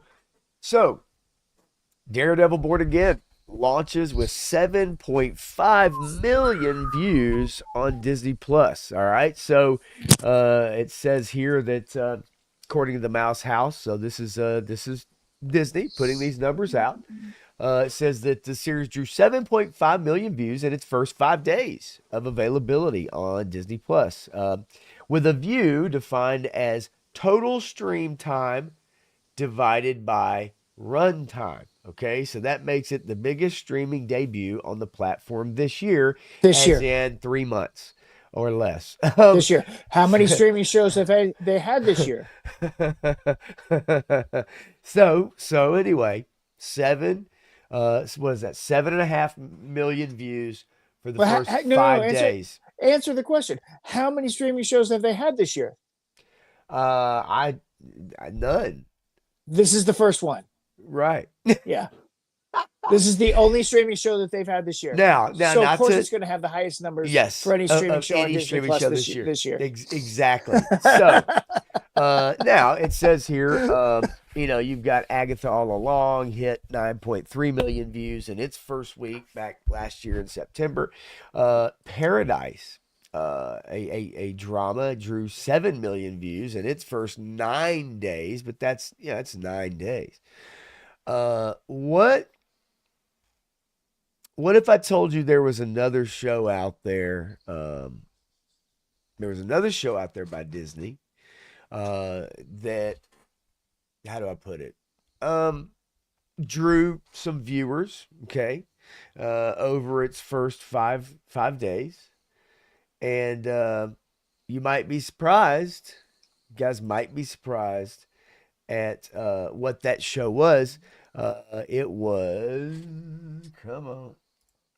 The Acolyte reaches 11.1 million views in 5 days, nearly 3 million short of the Ahsoka. Skip ad. Ahsoka debut. So Daredevil brought in 7.5 million views in its first 5 days. The Acolyte did 11.1 million views in its first 5 days. And Ahsoka did almost 14 million views in its first 5 days. Yeah. So what does that tell you about this show? Yeah, Clint, the kids Star Wars show, and there's one other one that released right at the end of the year last year. Yeah. And so those two shows that everybody would be talking about that are so close to this were technically in December. Yeah. It was December. Yeah. And so nonetheless, and don't you worry, and Dave says no spoilers, but I had this comment starred. But my point is like, 7.5 million views over the first 5 days. And then we look at shows like The Acolyte. Yeah. And how bad The Acolyte was. Yep. And it drew 11 million. Ahsoka, which was not good. Nope. 14 million in its first 5 days. Yep. So people are not tuning out in the ways that Disney was hoping and trying to capitalize on the rejuvenation of this beloved Netflix show. Yeah. Right? Yep. And do we think those numbers are going to continue to rise? I do. You do? Okay. I do. All right. I think Daredevil Born Again is going to still incur people to watch it, especially after it fully drops. People are going to go back and watch it as it's coming out. I don't know that people are going to spend as much time watching it as it comes out because they're going to wait because they're used to the Netflix binge model, right? Right. Right. And so they're just going to wait for it. And if that happens, there's going to be a large tick after it fully finishes. But long term, I don't see the growth. I mean, yes, there's still a lot of people who are liking it, who are enjoying it. But once you consume the whole thing,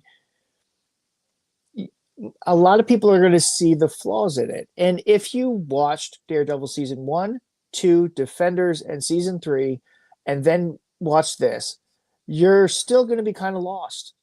And because you're missing Echo and Hawkeye and what happened there, you're still going to be missing some other things that took place in the MCU. Yes. Everything okay? Yeah, everything's good. That wasn't me. That was my wife in the kitchen. But I mean, might not be good. No, she's giving the dogs treats or something. Okay. But you're missing a lot of context, and to watch everything is ridiculous. It's a waste of time. But you're going to see where these characters are coming from, and you're going to realize these are not the same characters from the Netflix show. They have very little relation to those characters because the way they react, the dialogue, cinematography, action shooting, everything is just not up to par in this Well, show. you're right. You're absolutely right. And Daredevil Dave seems to agree. Doesn't hasn't quite lived up to the hype. They're gonna have to do something different to make the Punisher which what he should be, which that's Yeah. the Punisher, but just and he is coming up right in this season. Yeah. Um, however, you are correct with the cinematography, because you sometimes you get like shaky cam, Oh, but it's then so bad. sometimes you get like static shots, but they're not really framed that great. The car chases that don't really give a sense of speed, No. uh, It's and, like the and speeder bike chase from the Boba Fett show, right? When they're all in their Vespas and they're right. yeah, the slowest high speed chase ever takes place in episode 3. Yeah. I mean, it's and I don't want to give away anything in episode 3, but you and I even realized that the show itself, the writers themselves, within the same episode, contradict Yeah. themselves. Like they don't even know their own, like not even lore, but just I don't know how to describe it. You know what I'm talking about, right? The scene you and I talked about as Yeah. we were watching it. It's just it's like writing something, having someone say something, and then turn around a little bit later and have someone say something that completely contradicts what they were saying earlier, Yep. but it's not meant for that purpose. It's Right. meant that it's just that the writers got lost in the sauce.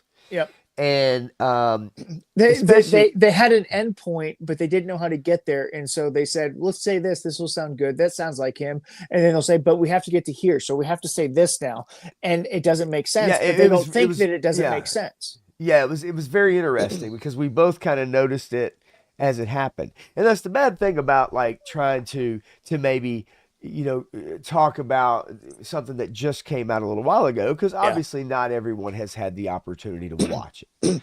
but we And can we can talk about episode 2 because we didn't really talk about episode 2 last time. uh yeah, no, we really didn't. I mean, you know, I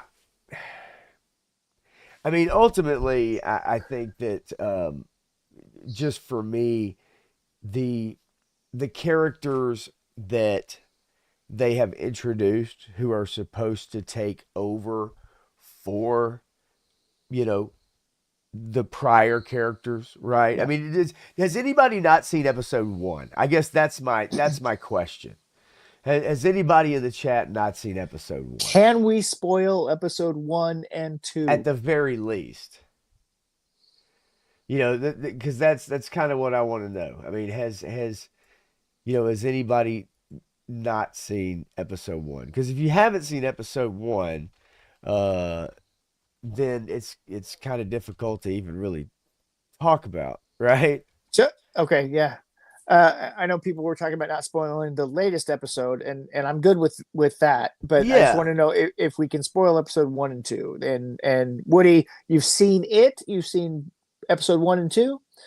Um, just curious for clarification because um, like I said last week, I found the first episode boring. I found the second yeah, episode was better, but I saw a lot of flaws in it. And I'll say that episode 3 has even more flaws and is boring. And so we're going to get a lot of boring exposition until episode right. 6, I mean, 5 or 6, somewhere around there. yeah, Okay. everybody's saying basically that Yeah. it's about episode 6 that things kind of really pick up, and there's Well, some because major that's where the events. writing changes and you get the new writers and the new showrunners involved with Right, with what's going on after that.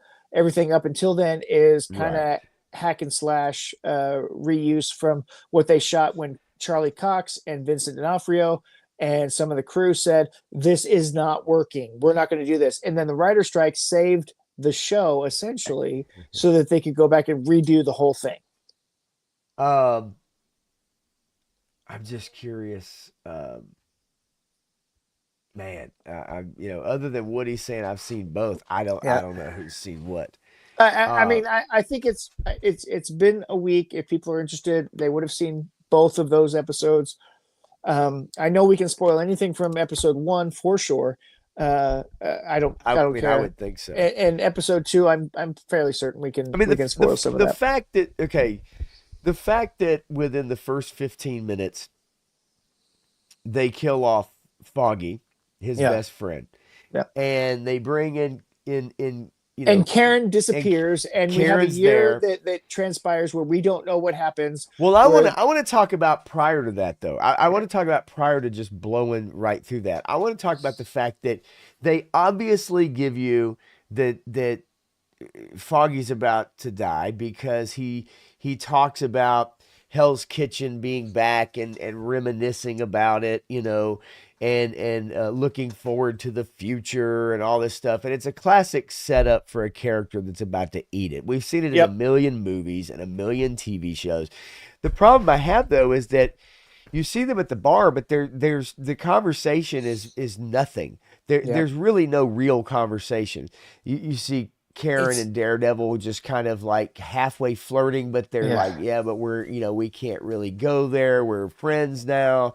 We don't know how they got there. And you've got Foggy and the bartender looking on and reminiscing and smiling at the You fact that they're have the flirting with one another, but they're talking about the cops that are retiring but not retiring, and well, that's you, the thing. You have the two new characters, yeah, and yet you get no proper intro to these no. characters. They're And I was thinking maybe I forgot what happened in Defenders or season three, but no, I didn't. These are new yeah, characters. they're brand new characters brought in, and their conversation is extremely uninteresting. There's Yeah. nothing to it. You're just brought into it, Okay, and then I do want to rewind just a little bit further before they get to the bar.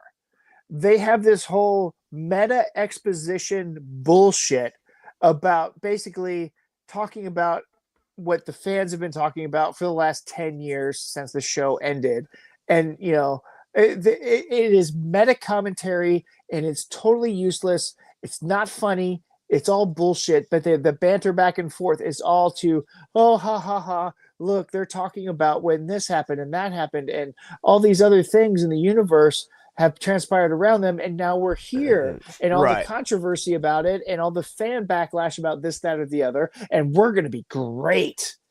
And it's all this setup for Foggy's ultimate death. But Well, and when Bullseye shows up, to basically kill him for no reason, we don't even know why he's back. There's nothing given for that.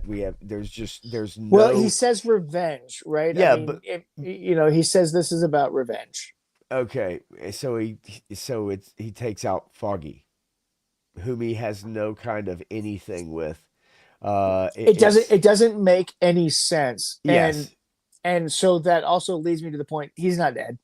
Why Matt fell Well, for him it's being dead yeah, is nobody's ever humorous. dead in comic books. Well, it's comic books, right? But at the same time, you could go back to the comic books. Foggy's faked his death a couple of times, Right. and this could be getting back at Matt for whatever. But let's But just say, for the sake of argument, that no, you haven't read the comics. Then what? Right? they need to be able to convey this, right? They need to be able to convey how much these friends actually really care about each other. And they're trying, but they fail miserably. Well, yeah, and Foggy's like flirting with some girl that's not Marcy. We don't know who this chick is. What happened to Marcy? I mean, they're Right. practically freaking married. So so what they should have done is, instead of this being the first 15 minutes of the episode and they kill Foggy and that causes Matt to hang up the mask as Daredevil for a year, and we fast forward to a year. But what would have been better is if we'd have had them hanging out, maybe doing something, and give them an episode to build up so that we can understand, the audience can understand, newcomers can understand how important this friendship is, and how important. If this triumvirate friendship Yes, was important, yes, then Karen would have stuck by Matt and helped him through the whole time dealing with Foggy's death. She wouldn't have Right. run off to wherever the fuck she went and left him there alone to stew in his own grief, to pull back and say, I can't be Daredevil because the two people who grounded me as a person, as a Catholic, as a vigilante crime fighter are now out of my life, and I don't have that grounding, so I can't be Daredevil. This doesn't make sense. This would make him want to be Daredevil more, right? Because he doesn't have that grounding effect, so he can do whatever the fuck he wants. Well, also, unfortunately, because we do the flash forward after Foggy gets shot, And that whole year gap and is a and misstep. we don't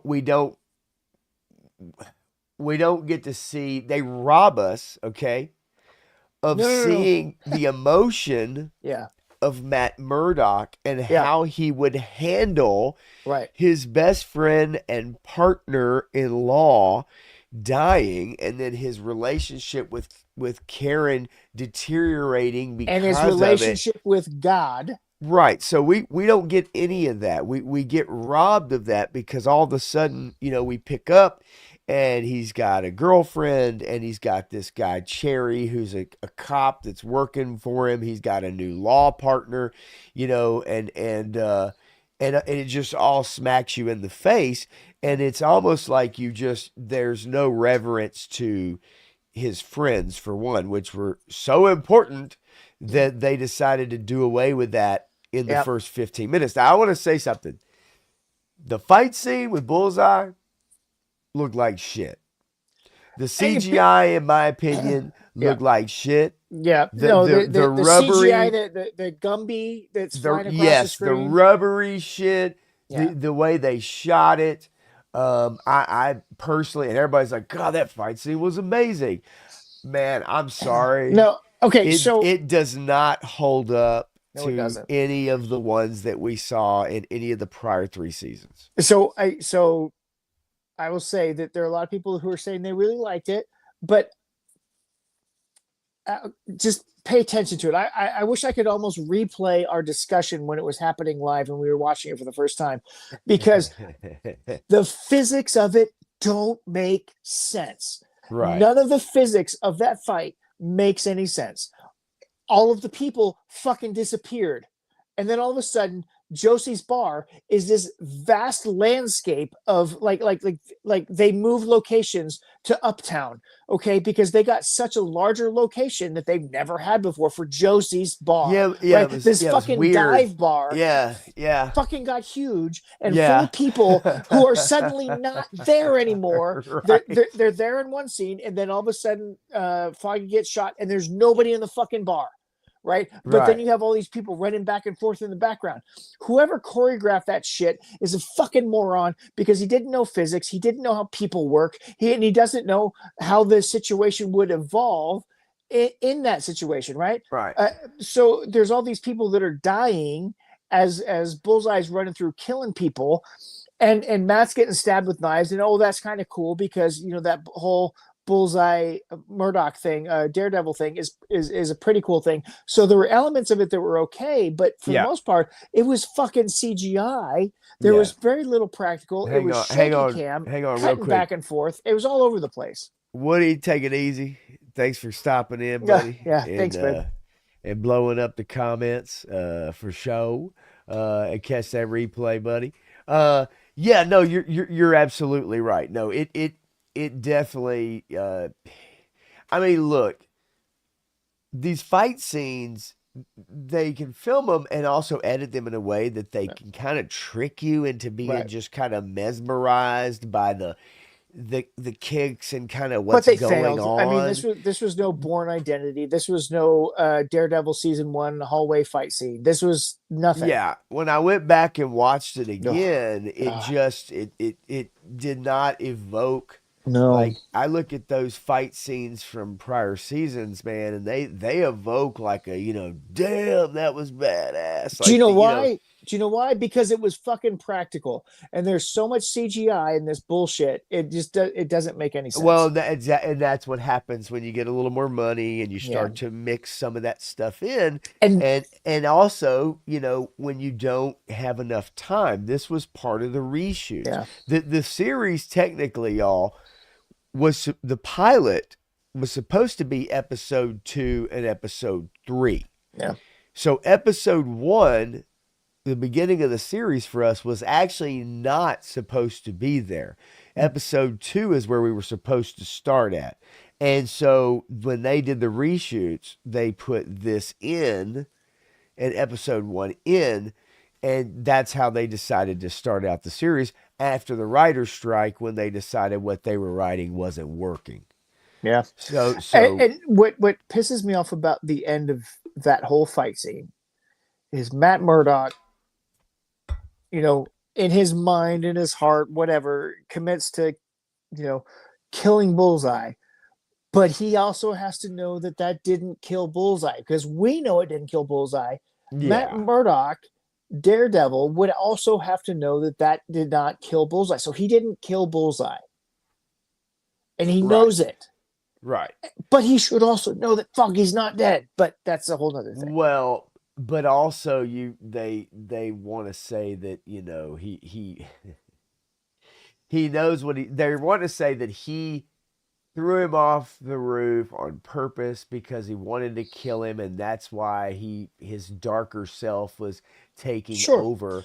Sure. At the but same did we have time, a conversation with the priest? Did we go into a Catholic church and have a conversation with the priest about how he killed a man and how he wants to give up the cow and do all this other stuff with his priest from the original first 3 seasons? No, we didn't, because Matt Murdock looks at a church and people are like, oh, look, they're paying homage to his Catholicness. No, they're not, because there's nothing in there. And if we talk about episode 3, we can talk about that some more, because there's a scene that looks like a freaking church, and Matt Murdock is sitting there looking like he's praying, and it's a fucking courtroom. It is worship the state, motherfucker. I mean, it is a total communist propaganda bullshit, and it drives me nuts when they do shit like that, and you're taking him out of context, because he would go to a church, not the fucking courtroom. I see what they were trying to do with that scene, though. They're trying to say that this is his new church, is the courtroom, is the state. He's trying to do things by the book. His new church is the state. I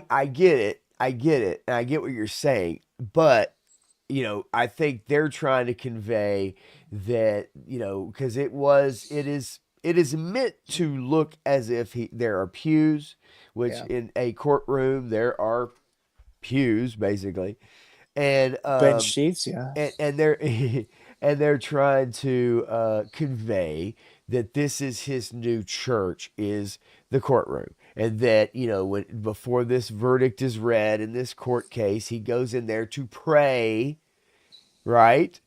And it's like, he's changed, right? Instead of going into a church because he's got to go have a big fight as Daredevil, he's going into the courtroom to sit down and pray about the verdict of this court case that he's involved in. I see what they were trying to do. And yes, the imagery was there. They definitely sold it as in this is a church, when in fact it is a courtroom. Yeah. And Clint, the writer strike messed things up a lot. The show, Blake and Ryan's career and Taylor's. Okay, I will say that the writer strike probably actually helped this show. Yeah, because this is the shit that was written before the writer strike.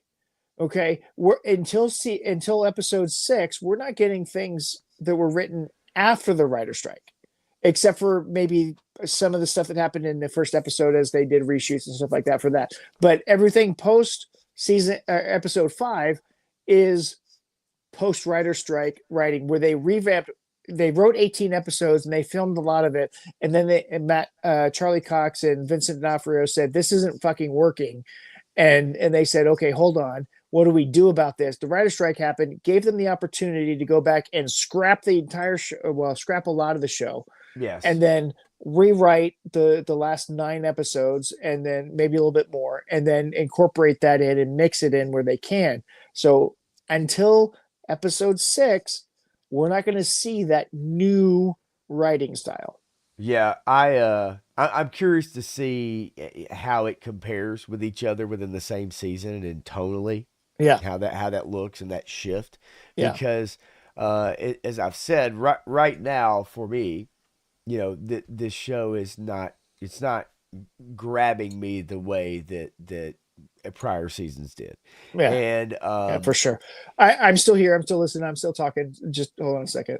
But go yeah, ahead. Go ahead. yeah, you're good. But yeah, it's the show's not gripping me the way that prior seasons did, and there's just something about it. It's a feeling.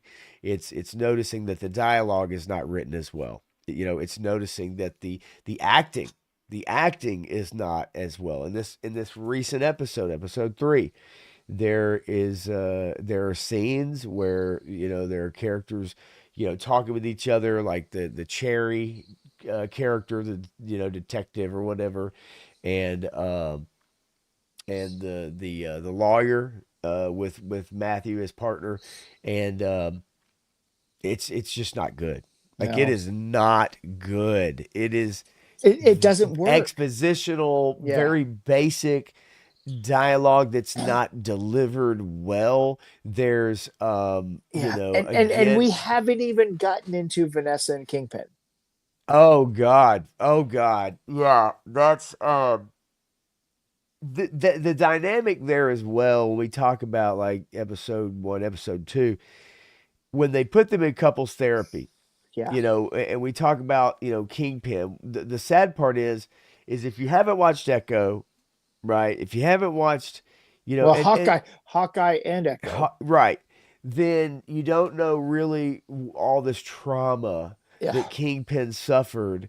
And then when Vanessa talks about his trauma and the fact that she had to lead the business and she had to hire people and she had to be the hand, But Kingpin worked through it because Echo made him self-reflect and look at yes, himself all the way through, and yes, you destroy the entire image of all that stuff they built up in season 1 of Daredevil as to right. who Kingpin is, and you break that down and you have somebody tell him, oh, you need to go look at this and really self-discover. So he's become a new man. And so him coming back to Vanessa now at this point, he's a new man. He is rejuvenated in his purpose. Yeah, it just brings the show down Yeah. because you see a different person within the Kingpin character. Now, I understand if you want to have a character go on a journey, if you want to have them where their personality changes or Yes. something big Right. happens to them, I Yep. fully understand. The problem is you're relying on people who did not watch a show Yep. or shows, definitely did not watch those shows, Right. to be in the loop with what happened. So what you have to do then is you have to have exposition, Right. like they had in that diner scene between Matt Murdock and Wilson Fisk, where they have to literally spell it out. All of episode 1, except for that one fight scene, was exposition. Yes. So then you have it being spelled out and talking about how he got shot and had to recover, and they laugh about it. But I think really the show loses something when you have Kingpin basically stepping aside Yeah. for his wife to Who not only ran the cheat on him, who but cheated on him, made the business bulletproof, and it's right. better than it's ever been. Do And people you care? couldn't do it as good as I did. And Right. granted, she was an art dealer in New York for modern art, so sure, she's Fucking involved with the what? crime stuff. I get it. I mean, Right. sure, you can tie that in because modern art is bullshit, and you're dealing with criminals on that aspect of things, right? They're just laundering Right. money for bananas duct taped to walls, whatever. Okay. Oh my God. Or somebody Uh, just dumped in a shoebox and set it in the middle of the floor. It's I, art. Jesus, I mean, elephant shit is art, right? I mean, But come on. but How much it how much of a criminal mastermind do you have to be to sell that? it's just the scenes with Kingpin and Vanessa going through therapy. If you had to So, describe the oh most God. boring fucking scenes that one would have to watch in a superhero show, watching someone go through Well, therapy listen. with their wife. Okay, hold on a second. Hold on a second. Okay, this is Disney. Okay, they've sold out to the wine moms, and that's why the Acolyte did Sure. as well as it did, is because of the wine moms, right? That's why Ahsoka did as well as it did, because of the fans that want Ahsoka to Right. be good, because Ahsoka's a great character until Dave Filoni took over with live action stuff. Right. But you know, they sold out to the wine moms. They're dealing with the Disney princesses, and so having couples counseling appeals to the Disney princess side of things, right? Well, yeah. The female audience is drawn in by that, right? Sure, but it's boring as fuck. It is boring, and Clint, this is the first Daredevil was just special TV. Yes, it It was. is amazing. 10 years later, they can't even recreate it 50% as well. I No, agree because absolutely. and 3 stars is honestly, I don't like the emo approach to Kingpin in the entire series.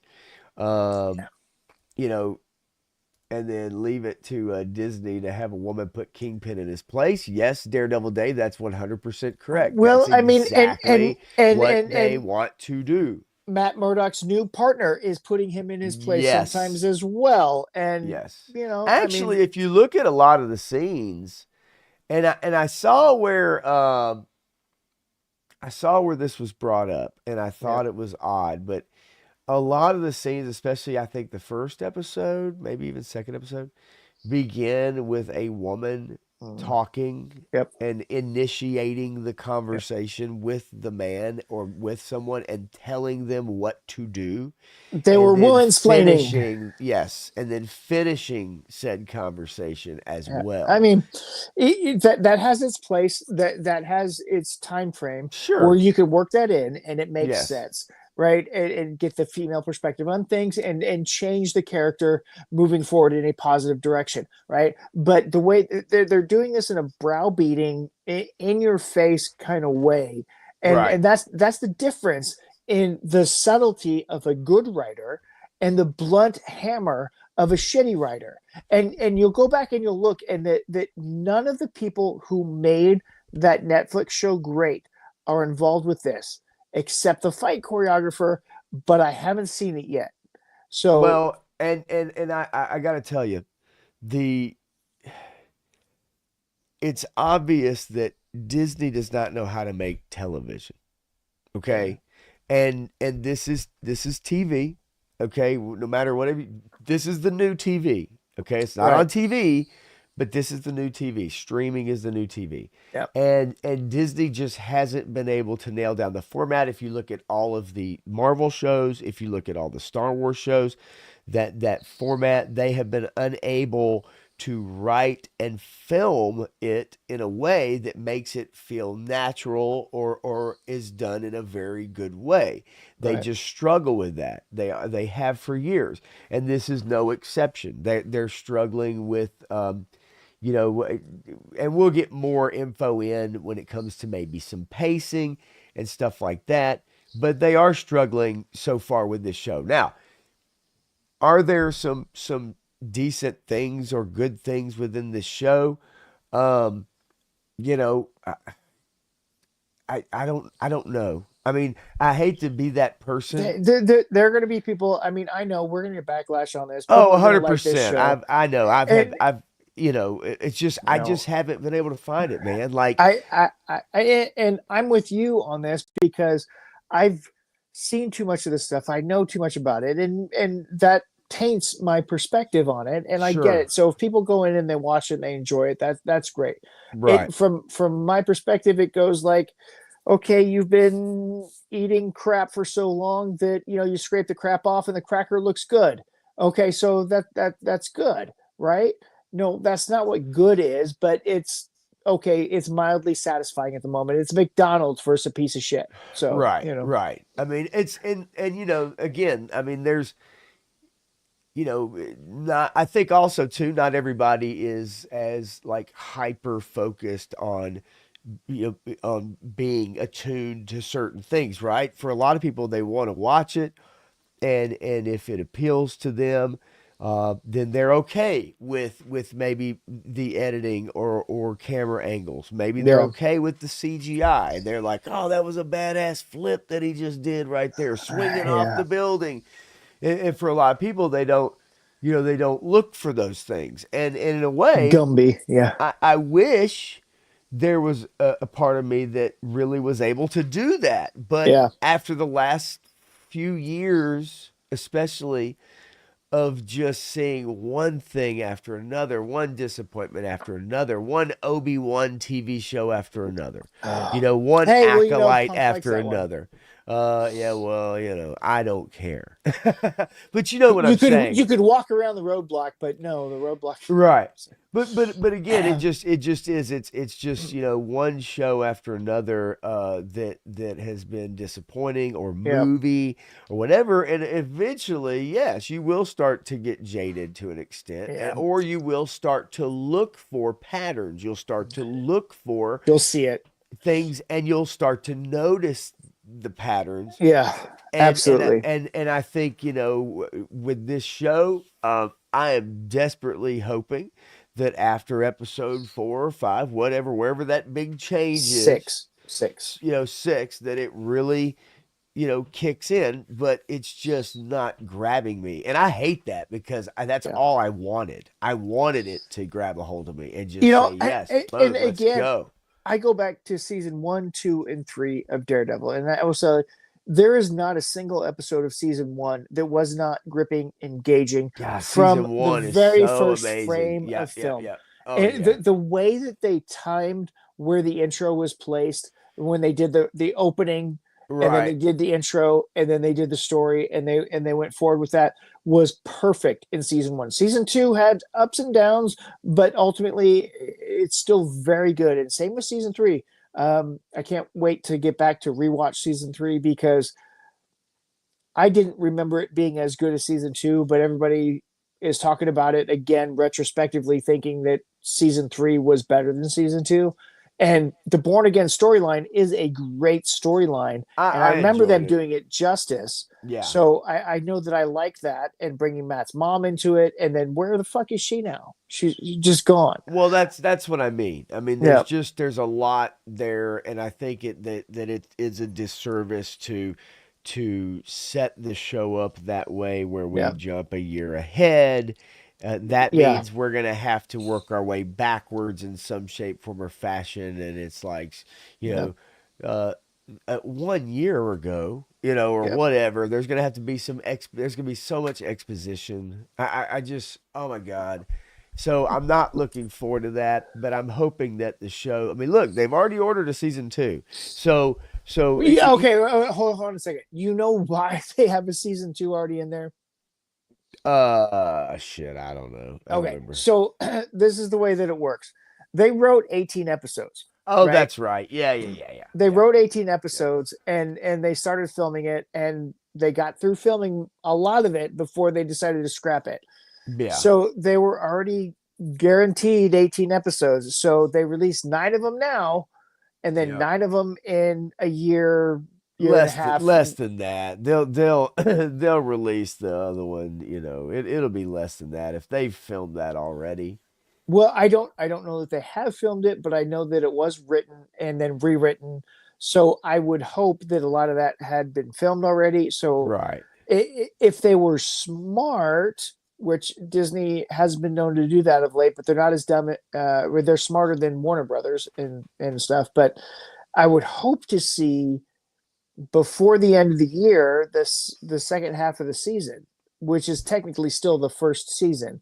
But Right. you know, we'll see. Yeah. But Clint, I did want to ask you: are you talking about Falcon and the Winter Soldier? Because Yeah.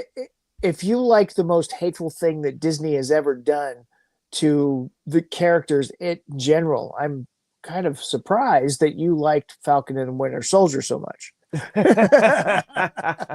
Well, But if everybody likes what they like. I I'm love gonna, the chemistry between those two I was actors. gonna say that you just kind of took the words right out of my mouth, because I was gonna say what could have been with like a real buddy cop kind of Lethal Weapon type Man, it thing, could have been so good. and you throw in like the wild character of John oh god, not John Parker, the I'm talking about the new Cap, Yeah, um, yeah.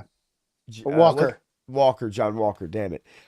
Yeah, like just him tracking them down, or them having a cat and mouse, or them tracking him down, whatever it was. Yeah, well, Much I mean, better story than the redheaded Jesus girl. right. But if you think about it, John Walker was not wrong on any instance No, no, no, no, whatsoever. he He wasn't. was No, the hero yeah, of that story, absolutely, and Falcon and Winter Soldier were wrong in yes. a lot of things that they did. Um, so look, let's see here. Yeah, Minjos, I agree. I mean, the two actors have so much chemistry. That show could have been so good. Yeah, I agree, and that's what I was really hoping for, and it got kind of really thin on plot, and they made the terrorist group. They wanted you, the audience, to sympathize with the terrorist group, which I think is Which goes back to the flaw. really shitty. Yeah, which goes back to the flaw in Endgame. And Tony Stark made the wrong decision, and he Right. was an idiot, and he caused all these problems. And the world is dealing with these problems, and the way they dealt with them are on the level of retardation that you cannot define. Yeah. Because if Freckle Jesus is Freckle Jesus in everything that she ever does, and she's the person who's in the right, and the terrorist is in the right in this fashion, well, then we've got serious problems going on, Yeah. and the discussion is heading in the wrong direction because it doesn't make any logical sense. Weird. Weird.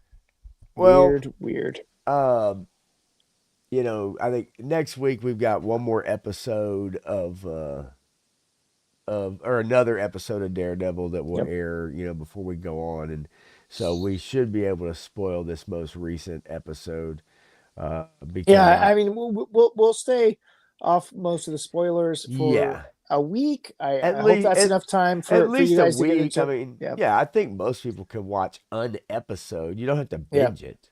I You mean, know, I will say that episode 2 was a stronger episode than the first one, but still kind of boring and very girl bossy because all the women are right, all the men are wrong, and everybody moves forward in the storyline in that fashion because, Vanessa's cheating on her husband, but they're going to couples counseling and she doesn't really want to go, but the counselor is right? Daredevil's girlfriend, and you know, Yeah, and and if you know anything about the character, you can probably see what's coming, and I'm I'm betting that it happens this season. well, in episode 2, we start to get into our courtroom part of it, and that's one Yeah, thing yeah, that they stressed about Matt Murdock is that the first, part of this series was going to be, him in the courtroom. Something we well, haven't really seen a lot of. We didn't see I much of it at all in the Netflix series, barely. so A little so bit. I'll say this: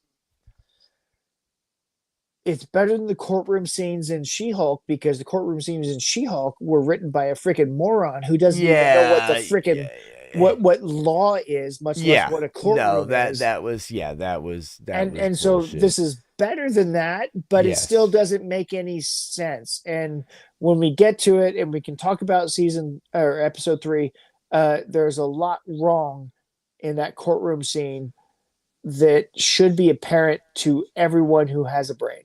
Man, it is really interesting. One kind of final thing I'll say is looking at Vincent D'Onofrio as Kingpin, uh, you know, 10 years ago, Yeah, no shit. No, and they then they they and then filmed him different, and he looked different, and yeah, than he does now, and he is very much the skinny man, not so much the kingpin. yeah.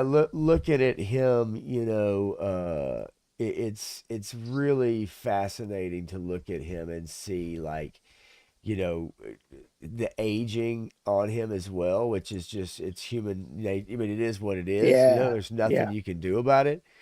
But at the same time, it really man, it really makes him look so different between now and then. He looks like a shell of his former self. He looks like a guy that's beaten down.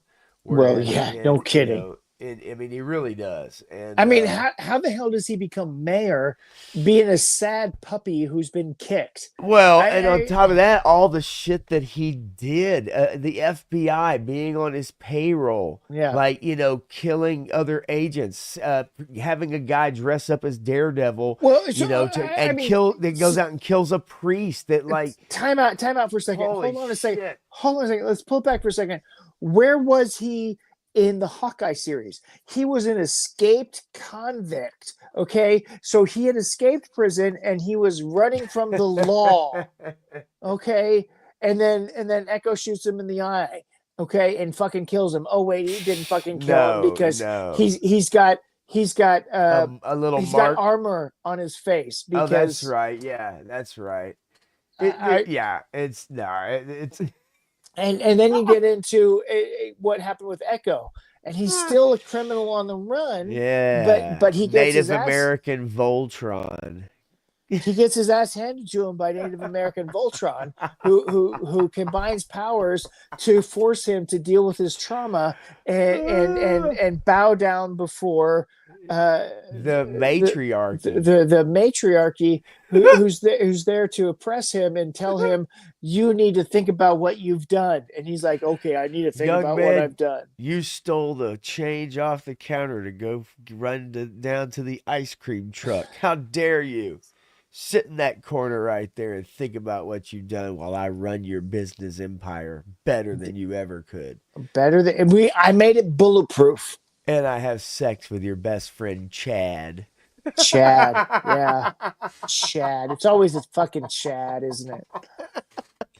All right, folks. Look, we're gonna get out of here Hey, for the night. I just want to say Yeah, that if you yeah. want to watch something good, you want to watch something entertaining, watch 1923. 1923 has been great. I've been enjoying that. And there's some other stuff coming out. Reacher, I've enjoyed that as well. Go watch those shows. This Daredevil, Born Again. We didn't really. I mean, we kind of talked about it a little bit, but those numbers are indicative of people not giving a It fuck is. about it. It actually is. If you looked and saw that the Acolyte did 11 million in five Yeah, days, and Ahsoka did 14 million in 5 days, yeah, and you look at the quality of those shows, and then you go to this with, especially with all the hype, yeah. right? With all the hype, So I mean, so tons of hype. I mean, Seven and a half million in 5 days is not good numbers. on the positive side, I agree with a lot of people. This is the most masculine thing Disney Plus has put out. This is the Yeah, best sure. Disney Plus show that they've put out. This is, got good, Ooh, I better don't. competency than any Ooh, other Disney Plus I don't show. know. I think Andor is written better than this show. I think Andor is written better than this show for sure. But Yeah, as yeah, far as the Marvel stuff, yeah, sure. well, Yeah.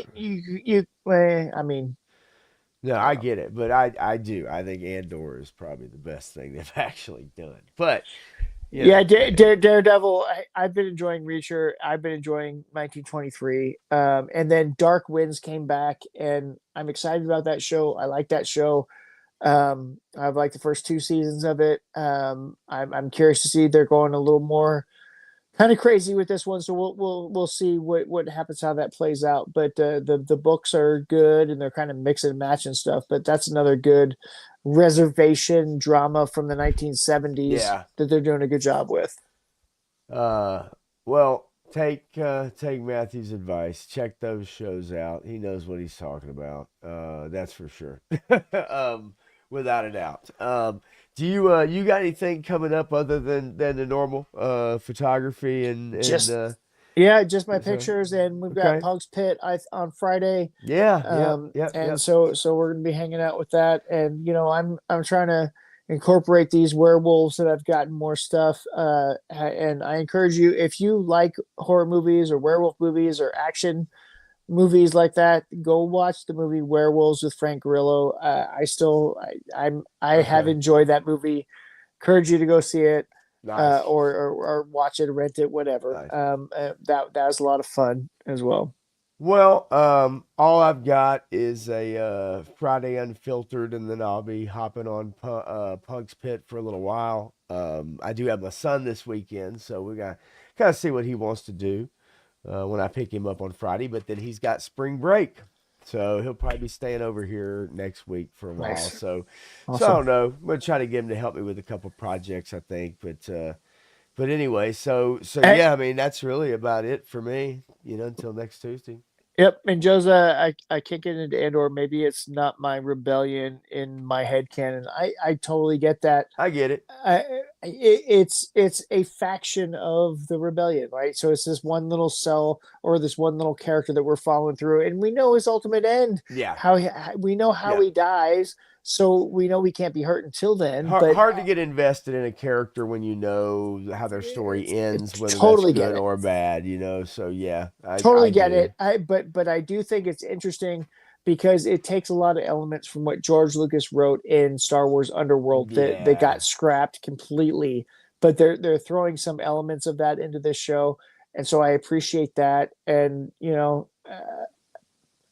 I find it compelling to watch. So I'd give it a shot. There's a lot of good stuff from Andy Serkis. There's a lot. hey, There's some decent stuff from Juan Solo that you can get behind. season Um, two, season two's coming up, in soon. yeah, in So April, right? And yeah, then yeah. for those of you in the toy world who are interested, Naselli, who's doing Robo Force, who's made those figures that are in Walmart that aren't selling at all.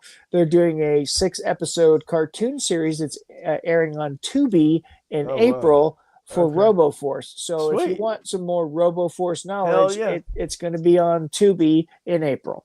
Sweet. I do like that. I do like some RoboForce. So, um, well, hell, I guess then we can probably wrap it up then, and we'll see everybody next Tuesday, same time, same bat channel. We'll go on at about 5 after 9 and give ourselves a little buffer to watch the current Netflix as we get ready for the middle of the Born Again series, right? The middle episodes.